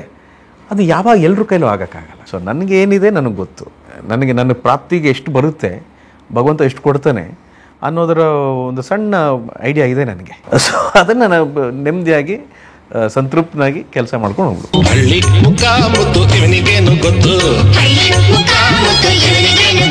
ನಿಮ್ಮ ಮಾವನವ್ರು ಹೇಳ್ಕೊಟ್ಟ ಒಂದು ಮರೆಯಲಾರದ ಒಂದು ಗುಟ್ಟು, cinema film tips or career tip? ಅವರೆಲ್ಲ ಎಲ್ಲಿ ಸರ್, ನಾವು ಭಾಳ ಚಿಕ್ಕವರು. ಶುರು ಮಾಡಿದಾಗಲಿ ಮಾವ ಅವ್ರ ಜೊತೆ ಕೂತ್ಕೊಂಡು ಸಿನಿಮಾ ಬಗ್ಗೆ ಮಾತಾಡೋ ಅಷ್ಟೆಲ್ಲ ಇಲ್ಲ, ನಮಗೆ ಅಷ್ಟು ಯೋಗ್ಯತೆ ಇಲ್ಲ. ಅವ್ರ ಜೊತೆ ಕೂತ್ಕೊಳ್ಳೋ ಯೋಗ ಆಯ್ತು ಅಷ್ಟೇ. ಅವ್ರ ಜೊತೆ ಕೂತ್ಕೊಳ್ಳೋದು, ಅವ್ರ ಜೊತೆ ಫಂಕ್ಷನ್ಗಳು ಕೂತ್ಕೊಳ್ಳೋದು, ಪೂಜೆ ಕೂತ್ಕೊಳ್ಳೋದು, ಊಟಕ್ಕೆ ಕೂತ್ಕೊಳ್ಳೋದು, ಅವ್ರು ಕರೆದು ಯಾವಾಗಲಾರು ಮುದ್ದಾಗಿ ಮಾತಾಡ್ಸೋರು. ಸೇವಂತಿ ಹಾಡಕ್ಕೆ ಬರ್ತೀನಿ, ನಾನು ಚೆನ್ನೈಗೆ ಹಾಡಕ್ಕೆ ಹೋಗ್ಬೇಕಿತ್ತು, ಈ ಥರ ಹಾಡಕ್ಕೆ ಹೋಗ್ತಿದ್ದೀನಿ ಮಮ್ಮ ಅಂತ ಹೇಳಕ್ಕೆ ಹೋಗಿದ್ದೆ. ರೆಸ್ಟ್ ಮಾಡ್ತಿದ್ರು ಅವಾಗ. ಎದ್ಬಿಟ್ಟು ಹೌದಕ್ಕಂದ ನೀನು ಹಾಡು ಚೆನ್ನಾಗಿ ಆಡ್ತೀಯಕ್ಕಂದ, ನೀನು ಭಾಳ ಚೆನ್ನಾಗಿ ಆಡ್ತೀಯ ನೀನು, ಅದು ಯಾವ ರಾಗದಲ್ಲಿರೋದು ಅಂದ್ರೆ ಮಮ್ಮ ನಂಗೆ ಗೊತ್ತಿಲ್ಲ ಮಮ್ಮ ಅದು ಅಂತೆ. ಹೌದಾ, ಆಯ್ತು ಬಿಡು, ಹೋಗಿ ಆಡ್ಬಿಟ್ಟು ಬಾ ಅಂದರೆ, ಇಲ್ಲ ಮಮ್ಮ ಆ ಸಾಂಗ್ ಕೇಳಿಸ್ತೀನಿ ಮಮ್ಮ ಅಂದರೆ. ನನಗೆ ಇರೋದು ಒಂದೇ ಒಂದು ದುಃಖ, ಅಂದರೆ ನನಗೆ ಆ ದುಃಖನ ಯಾವತ್ತೂ ಭರ್ಸೋಕ್ಕಾಗಲ್ಲ. ಅಂದರೆ ಅವ್ರಿಗೆ ಹಾಡು ಕೇಳಿಸ್ಲಿಲ್ವಲ್ಲ ಅನ್ನೋದೊಂದು ಬೇಸರ ನನಗೆ. ಜಾಜಿ ಮಲ್ಲಿಗೆ ಹಾಡು ದೊಡ್ಡಮ್ಮ ಕೇಳಲೇ ಇಲ್ಲ. ಜಾಜಿ ಮಲ್ಲಿಗೆ ನೋಡೆ ಸೋಜುಗದ ಹೂವೆ ನೋಡೆ ಎನ್ನ ಮ್ಯಾಲ ಮುನಿವಾರೆ. ತುಂಬ ಡಿಪ್ಲೊಮ್ಯಾಟ್ ಆಗ್ಬಿಟ್ರಿ ನೀವು. 35 ವರ್ಷ ಹೇಗೆ ಬಾಳಕೆ ಬಂದ್ರಿ ಅಂತ ಕೇಳಿದಾಗ ನಿಜ ಅಲ್ವಾ ಸರ್? ಅದು ನಿಜ ಅದು ಅದರಲ್ಲಿ ಪೊಲೈಟ್ ಆಗಲಿ, ಅದರ ಪೊಲಿಟಿಕಲಿ ಕರೆಕ್ಟ್ ಆಗಲಿ ಅವೆಲ್ಲ ಏನಿಲ್ಲ. ಒಂದ್ಸಲ ಹಿಂದೆ ತಿರುಗಿ ನೋಡಿದಾಗ ನಾನು ಏನೂ ಮಾಡಿಲ್ಲ ಅಲ್ಲಿ. What have I done? Chinnari Mutta ನನಗೆ ಸಿಗೋದಕ್ಕೆ ನಾನೇನು ಮಾಡಿದ್ದೆ? Because of my father, because of my uncle, ನಮ್ಮ ಅಪ್ಪಾಜಿ ಶ್ರೀನಿವಾಸ್ ಚಿಕ್ಕಪ್ಪ ಅಂತ ಇದ್ರು. ಎಸ್ ಎಸ್ ಶ್ರೀನಿವಾಸ್ ಅವರು, ನಮ್ಮ ಚಿಕ್ಕಪ್ಪ ಗೋವಿಂದ್ ಚಿಕ್ಕಪ್ಪ ಅವರು, ನಮ್ಮ ಕ್ಯಾಮ್ರಾಮನ್ BC ಗೌರಿಶಂಕರ್ ಅಂಕಲ್, ಅವ್ರಿಗೆ ನಾನು ಕಂಡ್ರೆ ಪ್ರೀತಿ. ಇವನ್ ಕಾಲ್ ಮಾಡ್ಸ್ಕೊಂಡ್ಕಣೋ 7th ಸ್ಟ್ಯಾಂಡರ್ಡಲ್ಲಿ ಒಂದು ಒಳ್ಳೆ ಡ್ರಾಮಾ ಮಾಡಿದ್ದಾನೆ ಅಂತ ನಾಗಾಭರಣ ಅಂಕಲ್ಗೆ ಹೇಳಿ ಅವ್ರ ಮನೆ ಕರೆದು ನನ್ನ, ಅವ್ರ ಕ್ಯಾಸೆಟ್ ನೋಡಿ ಡ್ರಾಮಾ ಮಾಡಿದ್ದಾನೆ, ಇವನ್ ಕಾಲ್ ಮಾಡಿಸ್ಬೋದು, ಗುಂಡ್ಗೆ ಚೆನ್ನಾಗಿದ್ದಾನೆ ಅಂತ ಅವ್ರು ಕರೆದು ಪಾತ್ರ ಕೊಟ್ಟರು. ಅದು ಯಶಸ್ಸಾಯಿತು ಅಂತ ಕೊಟ್ರೇಶಿ ಕನಸು ಸಿಕ್ತು. It is not because of my own ability.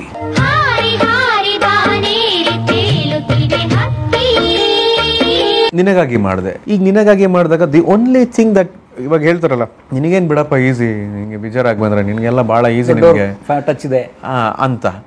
ಹೌದು, ಟಚ್ ಇತ್ತು. ಹಂಗಾರೆ ನಾನು ಆ್ಯಕ್ಟಿಂಗ್ ಕೋರ್ಸ್ ಮುಗಿಸ್ಕೊಂಡು ಬಂದ ತಕ್ಷಣ ನನಗೆ ಲೈನ್ ನಿಂತ್ಕೋಬೇಕಿತ್ತು ಪ್ರೊಡ್ಯೂಸರ್ಗಳು.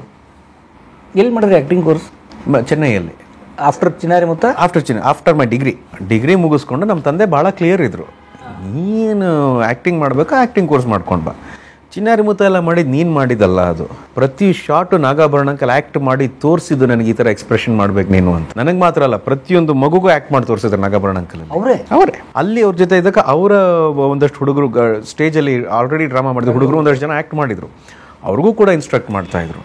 ಸೊ ಇಷ್ಟೆಲ್ಲ ಮಾಡಾದ್ಮೇಲೆ ನೀನು ಇನ್ನೂ ಆ್ಯಕ್ಟರ್ ಅಲ್ಲ, ನೀನು ಆ್ಯಕ್ಟಿಂಗ್ ಕೋರ್ಸ್ ಮುಗಿಸ್ಕೊಂಡು ಬಾ ಅಂಥೇಳಿ ದೊರೆ ಭಗವಾನ್ ಅಂಕಲ್ ನನಗೆ ಆ್ಯಕ್ಟಿಂಗ್ ಕೋರ್ಸಲ್ಲಿ ಅಲ್ಲಿ FTIT film and television institute of Tamil Nadu ಅಂತ, ಅಲ್ಲಿ ನನಗೆ ಪ್ರಿನ್ಸಿಪಲ್ ಹತ್ರ ಮಾಡಿ ನನಗೆ ಅಲ್ಲಿ ಅಡ್ಮಿಷನ್ ಮಾಡಿಸಿ 1 ವರ್ಷ ಆ್ಯಕ್ಟಿಂಗ್ ಕೋರ್ಸ್ ಮಾಡಿ ಅಲ್ಲಿ ಡಿಪ್ಲೊಮಾ ಫಿಲ್ಮಲ್ಲಿ ಆ್ಯಕ್ಟ್ ಮಾಡಿದ್ದಕ್ಕೆ ನನಗೆ ಸ್ಟೇಟ್ ಅವಾರ್ಡ್ ಬಂತು, ತಮಿಳ್ನಾಡು ಸ್ಟೇಟ್ ಅವಾರ್ಡ್ ಬಂತು ನನಗೆ ಬೆಸ್ಟ್ ಆ್ಯಕ್ಟರ್ ಅಂತ. ಅವಾಗ ವಿದ್ಯಾರ್ಥಿ ಇದ್ದಾಗಲೇ ಹೌದು, ಅಲ್ಲಿ ಕೋರ್ಸ್ ಮಾಡೋ ಎಂಡಲ್ಲಿ by the end of the year ಒಂದು ಡಿಪ್ಲೊಮಾ ಫಿಲ್ಮ್ ಮಾಡ್ತಾರೆ, ಸಿನಿಮಾ ಪ್ರಾಜೆಕ್ಟ್ ಥರ.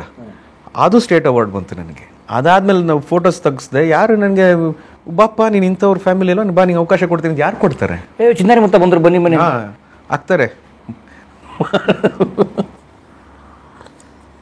ಅಂದರೆ ಪ್ರೀತಿ ಇದೆ ಜನರಿಗೆ. ಚಿನ್ನಾರಿ ಮುತ್ತ ಚೆನ್ನಾಗಿ ಮಾಡಿದ್ಯಾ, ಅಲ್ಲಿಗೆ ಮುಗೀತಷ್ಟೇ ಆಯಿತಾ. ಅದಾದಮೇಲೆ ನಾನು ಎಷ್ಟು ಜನರಿಗೆ ಫೋಟೋ ಕೊಟ್ಟಿದ್ದೀನಿ, ಎಷ್ಟು ಕಡೆ ನಾನು ಪೋರ್ಟ್ಫೋಲಿಯೋ ತೊಗೊಂಡೋಗಿದ್ದೀನಿ, ಹೈದರಾಬಾದಿಗೆ ತೊಗೊಂಡೋಗಿದ್ದೀನಿ, ಚೆನ್ನೈಗೆ ತೊಗೊಂಡೋಗಿದ್ದೀನಿ. ಸೊ ಅದೆಲ್ಲ ಅಷ್ಟು ಸುಲಭ ಆಗಿರಲಿಲ್ಲ. ದೇವ್ರು ಕೊಟ್ಟಂಗೆ ಮತ್ತೆ ಎಸ್ ಮಹೇಂದರ್ ಸರ್ ನಿನಗಾಗಿ ಸಿನಿಮಾ ಡೈರೆಕ್ಟ್ ಮಾಡಬೇಕಾಗಿ ಬರುತ್ತೆ ರಾಮೋಜಿ ಫಿಲ್ಮ್ ಸಿಟಿಯಿಂದ, ಉಷಾ ಕಿರಣ್ ಮೂವೀಸಿಂದ. ಅವಾಗ ನಮ್ಮ ತಂದೆ ಚೇಂಬರ್ಲಿ ಇರ್ತಾರೆ. ಅವಾಗ ನಿರ್ದೇಶಕರು MS ರಾಜಶೇಖರ್ ಇದ್ದಾನೆ, ರಾಜು ಅಂಕಲ್, ನಂಜುಂಡಿ ಕಲ್ಯಾಣ. ಅವರು ಇವ್ನು ಇವಾಗ ತಾನೇ ಕೋರ್ಸ್ ಮುಗಿಸ್ಕೊಂಡ್ ಬಂದಿದ್ದಾನಲ್ಲ, ಯಾಕೆ ಇವನ್ ಕೈಲಿ ಯಾಕೆ ಆ್ಯಕ್ಟ್ ಮಾಡಿಸ್ಬಾರ್ದು, ಮಾಡಿಸ್ರಿ ಅಂತ ಅವ್ರು ಹೇಳಿ. ಅಂದರೆ ಇದೆಲ್ಲ ಹೇಳಿ ಕ್ಯಾಮ್ರಾ ಮುಂದೆ ಬಂದು ನಿಂತ್ಕೊಳ್ಳೋವರೆಗೂ ಮಾತ್ರ ಇವೆಲ್ಲ. ಒಂದು ಸಲ ಕ್ಯಾಮ್ರಾ ಸ್ಟಾರ್ಟ್ ಆಗಿ ನಿಮಗೆ ನೆನಪಿರ್ಬೇಕು, ಹಳೆ ಕ್ಯಾಮ್ರಾ ಸೌಂಡ್ ಗ್ರರ್ ಅಂತ ಒಂದು ಸೌಂಡ್ ಇರ್ತಾ ಇತ್ತು. ಹಾರ್ಟ್ ಬೀಟ್ ಹಿಂಗೆ ಅನ್ನೋದು ನಮಗೆ. ಸ್ಟಾರ್ಟ್ ಕ್ಯಾಮ್ರಾ ಅಂದಾಗ ಗ್ರರ್ ಅನ್ನತ್ತೆ, ಸೌಂಡ್ ಬಂದರೆ ಅವ್ರು ರೋಲಿಂಗ್ ಅಂತಾರೆ, ಲೈಟ್ಸ್ ಆನ್ ಅಂತಾರೆ, ಆಮೇಲೆ ಎಲ್ಲ ಸೈಲೆನ್ಸ್ ಅದ್ರಿಗೆ ಪಿನ್ ಡ್ರಾಪ್ ಸೈಲೆನ್ಸ್, ಅದರಲ್ಲಿ ಕ್ಯಾಮ್ರಾ ಸೌಂಡ್ ಮಾತ್ರ ಬರ್ತಿರುತ್ತೆ ಗಿರ್ರ್ ಅಂತ. ಆ್ಯಕ್ಷನ್ ಅಂದಾಗ ಅದಾದಮೇಲೆ ಏನು ಬರುತ್ತೋ ಅದು ಒಬ್ಬ ವಿಜಯ ರಾಘವೇಂದ್ರನ ಮಾಡುತ್ತೆ, ಅದು ಒಬ್ಬ ಪುನೀತ್ ರಾಜ್ಕುಮಾರ್ನ ಮಾಡುತ್ತೆ, ಅದು ಒಬ್ಬ ಯಶ್ನ ಮಾಡುತ್ತೆ. ಅದ್ರ ಹಿಂದೆ ಬಂದಿದ್ದೆಲ್ಲ ಗತ. ಅದಾದ್ಮೇಲೆ ನಾವೇನು ಮಾಡ್ತೀವಿ ಅದೇ ನಮ್ಮನ್ನು ಮುಂದೆ ಕರ್ಕೊಂಡು ಹೋಗುತ್ತೆ.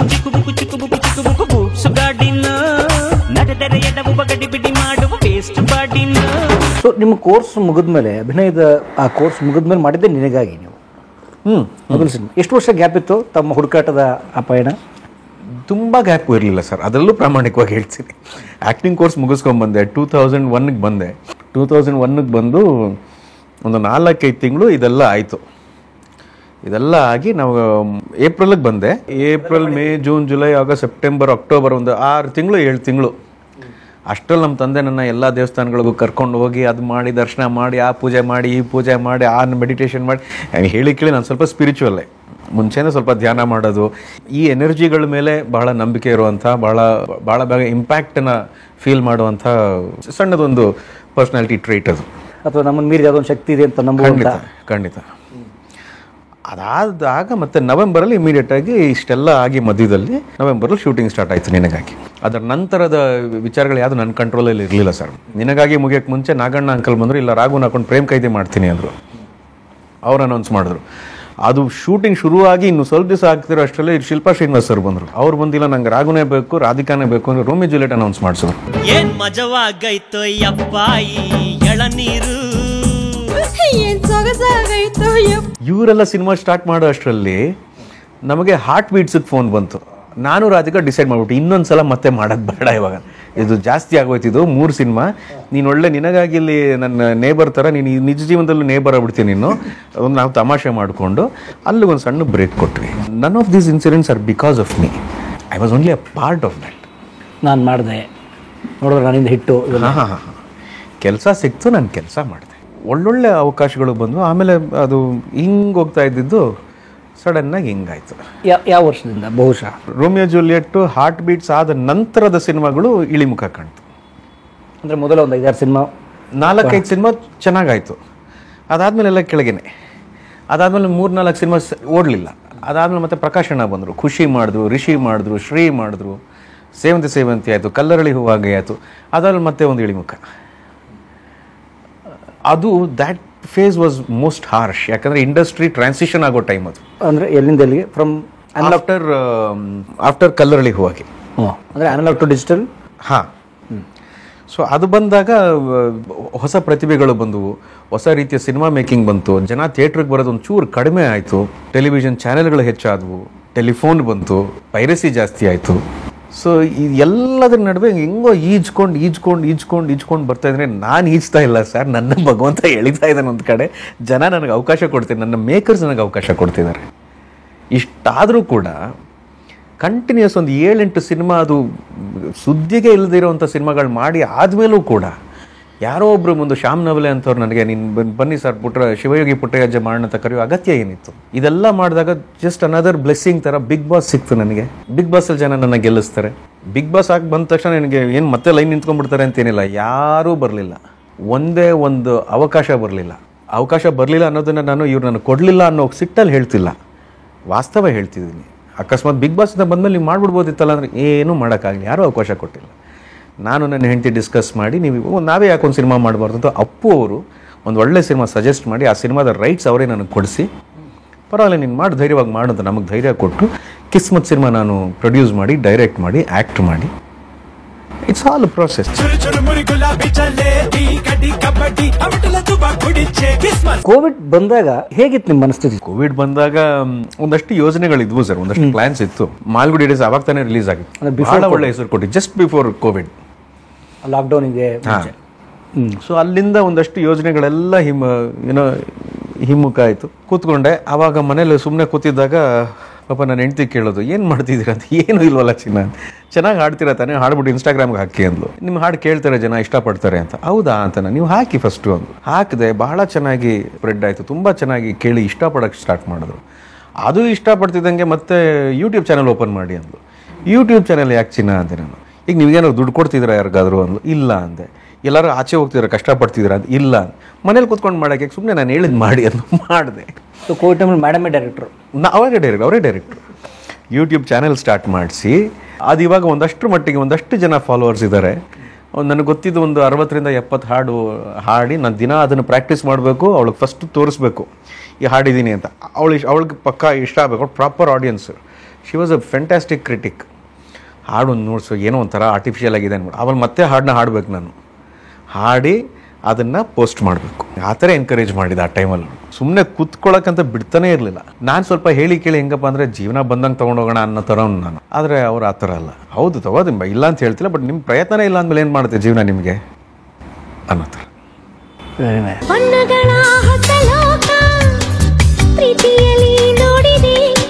ಯೂಟ್ಯೂಬಲ್ಲಿ ತಾವು ಹಾಡ್ತೀರಿ, ಕೆಲವರು ವ್ಲಾಗಿಂಗ್ ಮಾಡ್ತಾರೆ, ನಾವು ಇಂಟರ್ವ್ಯೂ ಮಾಡ್ತೀವಿ. ಸೊ ನೀವು ಹಾಡ್ತೀರಿ, ಬರೀ ಹಾಡುಗಳಷ್ಟೇ ಸರ್. ಈ ಕಾಪರೇಟ್ ಸಮಸ್ಯೆ ಆಗಲ್ಲ? ಇಲ್ಲ, ನಾವೇ ಹಾಡಿದ್ರೆ ಏನಾಗಲ್ಲ. ಅವ್ರದ್ದು ಮ್ಯೂಸಿಕ್ ಟ್ರ್ಯಾಕ್ ಬಳಸ್ಕೊಂಡ್ರೆ ಪ್ರಾಬ್ಲಮ್ ಆಗುತ್ತೆ.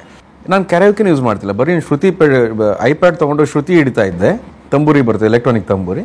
ನಾನು ಪಾಡನ ಹಾಡು ಹಾಡ್ಕೊಂಡು ಹೋಗ್ತಿದ್ದೆ. ಸಿನಿಮಾ ಹಾಡು, ಆಮೇಲೆ ಭಕ್ತಿಗೀತೆಗಳು, ಹೆಚ್ಚು ಭಕ್ತಿಗೀತೆಗಳು. ದೊಡ್ಡ ಮಾಮ ಅವ್ರದ್ದು ಭಕ್ತಿಗೀತೆಗಳೇ ಹೆಚ್ಚು. ರಾಯರದ್ದು ಒಂದು 60-65 ಹಾಡಲ್ಲಿ ಒಂದು 40-45 ಹಾಡು ಭಕ್ತಿಗೀತೆಗಳೇ. ಪವಡಿಸು ಪರಮಾತ್ಮ ಶ್ರೀ ವೆಂಕಟೇಶ. ಆಮೇಲೆ ನನ್ನ ಹೆಂಡತಿದು ಪರ್ಸನಲ್ ಫೇವ್ರೇಟ್ಸ್ ಇತ್ತು. ಅಂದರೆ ವಿಷ್ಣುವರ್ಧನ್ ಅಂಕಲ್ ಫೇವ್ರೇಟ್ ಇತ್ತು, ಸಿ ಅಶ್ವಥ್ ಅವ್ರ ಫೇವ್ರೇಟ್ ಇತ್ತು. 4 ತಂತಿ ಹಾಡಿತ್ತಲ್ಲ, ನಾನು ನೀನಿನ ನಾನು, ಆ ಹಾಡನ್ನ ಹಾಡಿ ಅಂತ. ನಾನು ಕಷ್ಟ ಚಿನ್ನ, ಅದು ಹಾಡೋಕ್ಕಾಗಲ್ಲ. ಏನು ರೀ ತುಂಬ ಕಷ್ಟಪಡ್ತೀರಿ, ಇವಾಗ ಶೂಟಿಂಗ್ ಇದೆಯಾ ನಿಮಗೆ ಅಂತ. ಇಲ್ಲ, ಮತ್ತು ಕಲ್ತು ಹಾಡಿ ಅಂತ. 2 ದಿನ 3 ದಿನ ಅದನ್ನು ಪ್ರಾಕ್ಟೀಸ್ ಮಾಡಿ, ಆಮೇಲೆ ಮಾಣಿಕ್ಯ ವೀಣಾ ಮುಪಲಾಲಯಂತಿ, ನಾದಮಯ, ಮೇಘ ಬಂತು ಮೇಘ, ಅವಳು ತುಂಬ ಇಷ್ಟ ಆಗಿದ್ದು ಮುತ್ತಿನ ಹಾರದು, ದೇವರು ಹೊಸೆದ, ಅದನ್ನು ಹಾಡಿ ಅಂತ. ಅದನ್ನೆಲ್ಲ ಹಾಡೋಕ್ಕಾಗುತ್ತೆ, ಹಿಂಗೆ ಕಷ್ಟ. ಬಾಲಮುರಳಿ ಕೃಷ್ಣ ಅವ್ರು ಹಾಡಿದ್ರು. ನಿಮಗೆ ಹಾಡು ಹಾಕಿ ನಿಮಗೇನು ಅವಾರ್ಡ್ ಕೊಡಬೇಕು ಅಂತ ಏನಾರು ಹೇಳಿದ್ನ? ಇಲ್ಲ, ನೀವು ಹಾಡ್ಬಿಟ್ಟು ಹಾಕಿ, ನೀವು ಚೆನ್ನಾಗಿ ಹಾಡ್ತೀರ ಅಂತ. ಅದು ಹಾಡಾದ್ಮೇಲೆ ನನಗೆ ಪ್ರಶಂಸೆ ಬರೋಕ್ಕೆ ಸ್ಟಾರ್ಟ್ ಆಯಿತು, ಚೆನ್ನಾಗಿ ಹಾಡ್ತೀರಾ ಸರ್ ಅಂತ.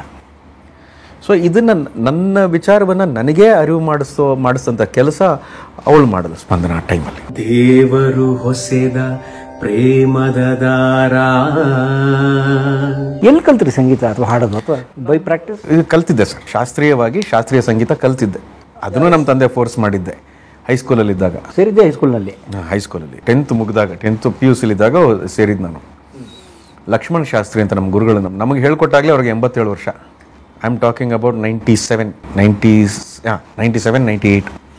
1 ವರ್ಷ ಅವ್ರ ಜೊತೆ ಕಲಿತು ಜೂನಿಯರ್ ಮಾಡಿ, ಫಸ್ಟ್ ಕ್ಲಾಸಲ್ಲಿ ಪಾಸ್ ಮಾಡೋ ಥರ ಅವ್ರು ನನಗೆ ಟ್ರೈನ್ ಮಾಡಿ, ಅವಾಗ ನಮ್ಮ ತಂದೆ ಏನು ಮಾಡಿದ್ರು, ಸಂಗೀತ ಕಲಿ, ಸ್ವಿಮ್ಮಿಂಗ್ ಕಲಿ, ಕುಂಫು ಕಲಿ. ಅವ್ರು ನಮ್ಗೆ ಏನಕ್ಕೆ ಇವೆಲ್ಲ ಮಾಡೋರು, ಕಲಿ ಅಷ್ಟೇ, ಒಂದು ಡಿಸಿಪ್ಲಿನ್ ಇರಬೇಕು ಲೈಫಲ್ಲಿ. ಆಮೇಲೆ ನಮಗೆ ನಿನಗಾಗಿ ಎಲ್ಲ ಮಾಡೋಕ್ಕೆ ಬಂದಾಗ, ಆಕ್ರೋಬ್ಯಾಟಿಕ್ಸ್ ಎಲ್ಲ ಕಲಿತಾಗ, ಕುಂಫು ಕ್ಲಾಸಲ್ಲಿ ಇನ್ನೇನು ಮುಗಿತಾ ಬಂದಾಗ ಹೇಳೋರು, ನನಗೇನು ಅಂತ ಗೊತ್ತಿರಲಿಲ್ಲ ಮಗನೇ, ಸುಮ್ಮನೆ ಕಲೀರಿ ಅಂತ ಬಿಟ್ಟೆ. ಇವಾಗ ನೋಡಿ ನಿಮ್ಗೆ ಹೆಲ್ಪ್ ಆಗ್ತಿದೆ. ಶೀನಲ್ಲಂತೂ ಅದೇ ಮೇನ್ ಪ್ಲಾಟು. ಹೌದು. ಸೊ ಫೈಟರ್ಸ್ ಎಲ್ಲ ನಾವು ಅವರೆಲ್ಲ ಫೈಟ್ ಮಾಡ್ಬೇಕಾದ್ರೆ ಇವ್ರಿಗೆ ಏನು ಸರ್ ಇಷ್ಟು ಚೆನ್ನಾಗಿ ಫೈಟ್ ಮಾಡ್ತೀರ ಅಂದಾಗ ನಮಗೆ ಖುಷಿ. ನಮ್ಮಪ್ಪಗೆ ನಾವು ಎಷ್ಟು ಥ್ಯಾಂಕ್ಸ್ ಹೇಳಿದ್ರು ಸಾಲದು ಅನ್ನೋಷ್ಟು ಖುಷಿ ನಮಗೆ. ಹಾಡಕ್ಕೆ ಬರುತ್ತೆ, ಫೈಟ್ ಬರುತ್ತೆ, ಡಾನ್ಸ್ ಬರುತ್ತೆ. ಅಪ್ಪನಿಗೆ ಅಥವಾ ಫ್ಯಾಮಿಲಿಗೆ ನೀವು ನಟ ಆಗಬೇಕು ಅಂತಿತ್ತ? It happen by chance? Chinnari Mutta ತಾವು ಹೇಳಿದ್ರಿ ಬೈ ಚಾನ್ಸ್ ಸಿಕ್ತು ಅಂತ. ಆಫ್ಟರ್ ಚಿನ್ನಾರಿ ಮುತ್ತ things started following in place in his head. Mostly ಏನೋ ಮಾಡ್ತಾನೆ ಇವನು, ಏನೋ ನಟ ಆಗ್ತಾನೆ ಇವನು ಅನ್ನೋ ಥರ. ಬಟ್ ಯಾವುದನ್ನು ನಾವು ಇನ್ನು ಆ್ಯಕ್ಟ್ ಮಾಡಬೇಕು, ಇವನ್ನ ಲಾಂಚ್ ಮಾಡಬೇಕು ಅನ್ನೋ ಥರ ಏನಿಲ್ಲ. ನಮ್ಮ ಪರಿಸ್ಥಿತಿ ಬಹಳ ಗಂಭೀರವಾಗಿತ್ತು. ಆರ್ಥಿಕ ಪರಿಸ್ಥಿತಿ ಬಹಳನೇ ಗಂಭೀರವಾಗಿತ್ತು ನಿನಗಾಗೆಲ್ಲ ಮಾಡಿದಾಗ. ಯಾಕಂದ್ರೆ ನಮ್ಮ ತಂದೆ ಊರ್ವಶಿ ಕಲ್ಯಾಣ, ರೂಪಾಯಿ ರಾಜ, ಸಮ್ಮಿಲನ, ವಸಂತ ಪೂರ್ಣಿಮಾ, ಗಂಡಿದೆ ಭೈರ, ಚಿಕ್ಕ, ಬಾಳೊಂದು ಚದುರಂಗ, ಈ ಥರ ಒಂದಷ್ಟು ಸಿನಿಮಾಗಳನ್ನ ಮಾಡಿ ಹಣ ತುಂಬ ಕಳ್ಕೊಂಬಿಟ್ಟಿದ್ರು. ಒಂಥರ ಸಾಲು ಸಾಲು ಹಾಂ, ಅದರಲ್ಲಿ ಲಾಸ್ಟು ಅವರು ಮಾಡಿದ್ದೆ ಯಾವುದು ಚಿಕ್ಕ ಅಂತ ಕಾಣುತ್ತೆ. ಓಡಲಿಲ್ಲ, ಅಷ್ಟಾಗಿ ಓಡಲೆ. ಸೊ ಹಂಗೆ ತುಂಬ ಪ್ರಾಬ್ಲಮ್ ಆಯಿತು. ಟೋಟಲ್ ನೆಗೆಟಿವೇ, ಮೈನಸಲ್ಲೇ ಇದ್ದಿದ್ದು. ಅದಾದ ನಂತರ ನಿನಗಾಗಿ ಇವೆಲ್ಲ ಮಾಡಿ ಆದಮೇಲೆ ಒಂದು ಸುಧಾರಣೆ ಬಂತು. ಮುರಳಿ ಸರ್ ಆ್ಯಕ್ಟಿಂಗಲ್ಲಿ ಅವರು ಚಂದ್ರಶೇಖರಿ ಬರೋವರೆಗೂ ಅವನು ಆ್ಯಕ್ಟಿಂಗ್ ಕೋರ್ಸ್ಗೆ ಹೋಗಿದ್ದ. ಆತ ಕೂಡ ಆ್ಯಕ್ಟಿಂಗ್ ಕೋರ್ಸ್ಗೆ ಹೋಗಿದ್ದ. ಮುಂಬೈಯಲ್ಲಿ ಓದಿದ್ದವನು. ರೋಷನ್ ತನೇಜಾ ಸ್ಕೂಲ್ ಆಫ್ ಆ್ಯಕ್ಟಿಂಗ್ ಅನ್ನೋ ಇದರಲ್ಲಿ ಹೋಗಿದ್ದ.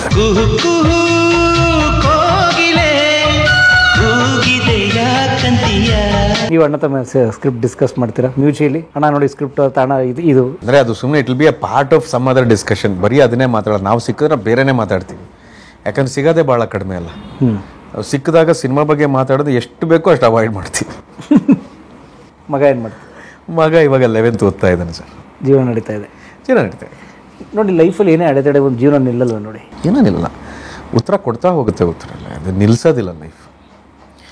ಲೈಫನ್ನ ಅರ್ಥ ಮಾಡ್ಕೊಳ್ಳೋ ಮನಸ್ಥಿತಿ ಇರಬೇಕು. ಲೈಫಿಗೆ ನಮ್ಮನ್ನು ನಾವು ಸರೆಂಡರ್ ಮಾಡ್ಕೊಳ್ಳೋ ಮನಸ್ಥಿತಿ ಇರಬೇಕಷ್ಟೆ. ಪ್ರಶ್ನೆ ಮಾಡಬಾರ್ದು ಲೈಫ್ನ. ಪ್ರಶ್ನೆ ಮಾಡಿ ನನಗೆ ಗೊತ್ತು ಅಂತ ಡಿಸೈಡ್ ಮಾಡ್ಕೋಬಾರ್ದು.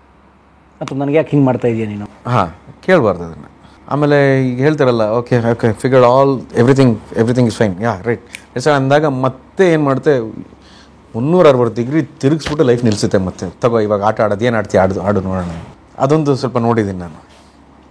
ಸೊ ಏನೇ ಆಯಿತು ಈ ಕೆಲಸ ಆಯಿತು, ಓಕೆ ವಾಟ್ ನೆಕ್ಸ್ಟ್ ಏನು ಕೆಲಸ ಮಾಡೋಣ. It's all in the process. I am just giving myself to life ಅಂತ. ಅಷ್ಟು ನಮ್ಮನ್ನು ನಾವು ಸಮರ್ಪಿಸ್ಕೊಂಡು ಹೋದಾಗ ಧೈರ್ಯ ಬೇಕಾ, ಶಕ್ತಿ ಬೇಕಾ, ವಿಶ್ವಾಸ ಬೇಕಾ, ಎಲ್ಲ ಲೈಫೇ ಕೊಡುತ್ತೆ. Great sir, great. ನೋಡಿ ಈ ಯಂಗ್ಸ್ಟರ್ಸು ನೀವಂತ ಅನೇಕ ಗಮನಿಸಿರ್ತೀರ. 13 ವರ್ಷದ ಹುಡುಗ ಮೊನ್ನೆ ಸೂಸೈಡ್ ಮಾಡ್ಕೊಂಡ ಚಿಕ್ಕ ಕಾರಣಕ್ಕೆ. ಯೂತ್ಸ್ ದೊಡ್ಡ ಸಂಬಳ ಬರ್ತಾರೆ, ಟೆಕಿಗಳು ಸಣ್ಣ ಇದಕ್ಕಾಗ್ಬಿಡ್ತಾರೆ. What you say? Not worth it sir. ತುಂಬ ಬೇಗ ಪಾಪ ಧೈರ್ಯ ಕೆಟ್ಬಿಡ್ತಾರೆ. ಅವ್ರಿಗೆ ಯಾರೋ ಗೈಡ್ ಮಾಡೋರು ಇರೋದಿಲ್ಲ ಮೋಸ್ಟ್ಲಿ. ಬಹುಶಃ ಗೈಡ್ ಮಾಡೋರು ಇದ್ದಿದ್ರೆ ಅವ್ರಿಗೆ ಆ ಧೈರ್ಯ ಕೆಡ್ತಾ ಇರಲಿಲ್ಲ. ಧೈರ್ಯ ಕೆಟ್ಟು ಆತ್ಮಹತ್ಯೆ ಮಾಡ್ಕೊಳ್ಳೋಷ್ಟು ಧೈರ್ಯ ಬರುತ್ತೆ ಗೊತ್ತಾ? ನನಗೆ ಆ ಕಾನ್ಸೆಪ್ಟ್ ಇನ್ನೂ ಅರ್ಥ ಆಗಿಲ್ಲ ನನಗೆ. ಯಾಕಿಂದ ಆಗ್ತಾರೆ ಇದು? ಅವ್ರಿಗೆ ಧೈರ್ಯ ಹೆದರ್ಕೊಂಬಿಟ್ಟ ಲೈಫಲ್ಲಿ ಅಂತ. ಹೆದರ್ಕೊಳ್ಳೋನು ತನ್ನನ್ನು ತಾನು ಪ್ರಾಣ ಹೋಗೋಷ್ಟು ನೋವನ್ನು ಹೆಂಗೆ ಕೊಡೋಕ್ಕೆ ಸಾಧ್ಯ ಒಬ್ಬ ವ್ಯಕ್ತಿಗೆ? ಒಂದಲ್ಲ ಎರಡಲ್ಲ, ಎಲ್ಲ ವಯಸ್ಸಿನ ವಯೋಮಿತಿ ಇರೋರನ್ನ ನೋಡಿದ್ವಿ ಈ ಥರ ಮಾಡಿರೋದ್ರಲ್ಲಿ. ಅದು ತುಂಬ ದುಃಖ ತರುತ್ತೆ. ಅದು ಮಾಡಬಾರ್ದು. ಅದು ಅವ್ರು ಆ ಸಾಯಕ್ಕೆ ತೋರಿಸಿದ ಧೈರ್ಯ ಬದುಕಕ್ಕೆ ತೋರಿಸ್ಬಿಟ್ಟಿದ್ರು ಬಹುಶಃ. ಆಮೇಲೆ ಏನಾಗುತ್ತೆ, ಇವಾಗ ನಾನು 1000 ಮಾತಾಡ್ಬೋದು ಸರ್. ನಾನು ಕ್ಯಾಮ್ರಾ ಮುಂದೆ ಕೂತ್ಕೊಂಡು ನೀವು ಪ್ರಶ್ನೆ ಕೇಳ್ತೆ ನಾನು ಹೇಳ್ಬೋದು. ಆದರೆ ಆತನ ಕಷ್ಟ, ಆತನ ಮನಸ್ಥಿತಿ ನನಗೆ ಗೊತ್ತಾ? ಆತ ಏನು ಯಾವ ನೋವನ್ನು ಯಾವ ಹಂತದಲ್ಲಿ ಅನುಭವಿಸಿದ್ದಾನೆ ನನಗೆ ಗೊತ್ತಿಲ್ಲ.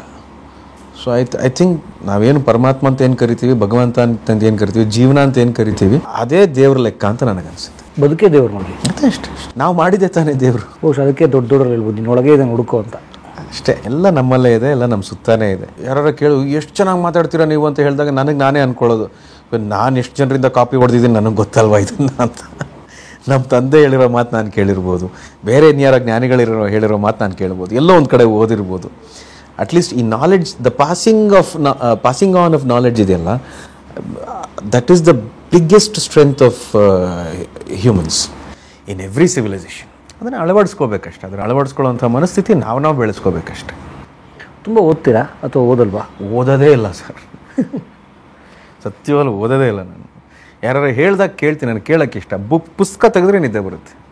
ಈಗೇನೋ ಐಪ್ಯಾಡ್ಗಳು ತೊಗೋತೀವಿ, ಡಿಜಿಟಲ್ ಬುಕ್ ಓದೋಣ ಅಂತ ತೆಗಿತೀನಿ, ಎಲ್ಲ ಸುಮ್ಮನೆ ಶೋಕಿಗದು.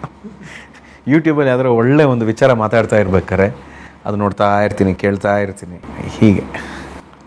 Great sir. ದಿನವಿಲ್ಲ ಹಸಿವಿಲ್ಲ ನಿದಿರೇನೆ. ಕಲಾ ಮಾಧ್ಯಮದ ಬಹಳ ದೊಡ್ಡ ಯಶಸ್ಸಿಗೆ ಬಿ ಕೆ ಶಿವರಾಮ್ ಅವರ ಕಾಣಿಕೆ ಬಹಳ ದೊಡ್ಡದು ಸರ್. ನಾನು ಇದನ್ನ ಕ್ಯಾಮ್ರಾ ಮುಂದೆ ನಿಮ್ಮ ಅಳಿಯ ಸಿಕ್ಕಿದರೆ ನಾನು ಈ ಮಾತು ಹೇಳ್ತಾ ಇಲ್ಲ. ಯಾಕಂದ್ರೆ ಕೋವಿಡ್ ಸಂದರ್ಭದಲ್ಲಿ ನಾವು ಸಿನಿಮಾದವ್ರ ಸಂದರ್ಶನ ಮಾಡ್ತಿದ್ದಾಗ ಹೆಚ್ಚು ದೊರೆ ಭಗವಂತ ಸರ್ ಅವ್ರದೆಲ್ಲ ಹೊಸ ಸೆಗ್ಮೆಂಟ್ಗಳಿಗೆ ಕಾಲಿಡಬೇಕು ಅಂದಾಗ ಬಿ ಕೆ ಶಿವರಾಮ್ ಸರ್ ನಾನು ಮೊದಲು ಕರೆ ಮಾಡಿ, ಸರ್ ನಿಮ್ಮೊಂದಷ್ಟು ಪೊಲೀಸ್ ಕಥೆಗಳು ಹೇಳ್ಬೋದಾ, ನಿಮ್ಮ ಪುಸ್ತಕ ಓದ್ತಿರ್ತೀನಿ ಅಂತ ಕೇಳಿದಾಗ ಬನ್ನಿ ಅಂತ ಹೇಳಿ ಕೋವಿಡ್ ಸಂದರ್ಭದಲ್ಲಿ ಚರ್ಚೆ ಮಾಡಿ ನಮ್ಮಲ್ಲಿ ಸುಮಾರು ಒಂದು 50 ಸಂಚಿಕೆ ಅವ್ರು ಮಾಡಿಕೊಟ್ರು. ಅವರು ಅಷ್ಟು ಚಟುವಟಿಕೆಯ ಮಧ್ಯೆ ಮೆನಿ ಥ್ಯಾಂಕ್ಸ್. ಆ ಮೂಲಕ ಅನೇಕ ಈಗಲೇ ಎಲ್ಲೇ ಹೋದ್ರು ಬಿ ಕೆ ಶಿವರಾಮ್ ಅವ್ರು ಏನ್ರಿ ಒಳ್ಳೆ ಅದೊಂದು ವೆಬ್ ಸೀರೀಸ್ ನೋಡೋಷ್ಟು ಕಿಕ್ ಕೊಡುತ್ತೆ, ನಾನು ಮತ್ತೆ ನೋಡಿದ್ದೀನಿ ನಾನು ಅಂತ ಅನೇಕ ಹೆಣ್ಮಕ್ಳು ಕೂಡ ಹೇಳಿದ್ದಾರೆ ನನಗೆ. ಭಾಳ ಜನ ಹೆಣ್ಮಕ್ಳು ನಾನು ಟ್ರಾವೆಲ್ ಮಾಡ್ಬೇಕಾದ್ರೆ 10 ಸಲ ಒಂದೊಂದು ಎಪಿಸೋಡ್ ಕೇಳಿದ್ದೀನಿ ಅಂತ.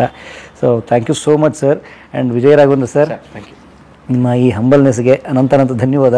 ನಾನೇ ಹೇಳ್ತೀನಿ 35 ವರ್ಷ ಒಬ್ಬ ನಟ ಯಾಕೆ ಬಾಳ್ಕೆ ಬರ್ತಂದ್ರೆ ಈ ಒಂದು ಸರಳತೆಗೆ. ಅವರು ಮಾವನವರು ಡಾಕ್ಟರ್ ರಾಜ್ಕುಮಾರ್ ಅವರು ಬಹುಶಃ 50 ವರ್ಷ ಸಿನಿಮಾ ಇಂಡಸ್ಟ್ರಿಯಲ್ಲಿ ಇದ್ರವರು, ಅವರ ಸರಳತೆ ಅವ್ರನ್ನ ಅಷ್ಟು ಚೆನ್ನಾಗಿ ಬೆಳೆಸಿತ್ತು. ಸೊ ಹಾಗಾಗಿ ಪ್ರತಿಭೆ ಜೊತೆಗೆ ಈ ಸರಳತೆ ಬಹಳ ದೊಡ್ಡ ಆಸ್ತಿ ನಿಮ್ದು. ಜನರ ಆಶೀರ್ವಾದ ಬೇಕೇ ಬೇಕಲ್ಲ ಸರ್. ಏನೇ ಮಾಡಿದ್ರು ಕೊನೆಗೆ ಎಕ್ಸಾಮ್ ಬರೆಯೋದು, ಪೇಪರ್ ಕೊಡೋದು ಅಲ್ಲೇ.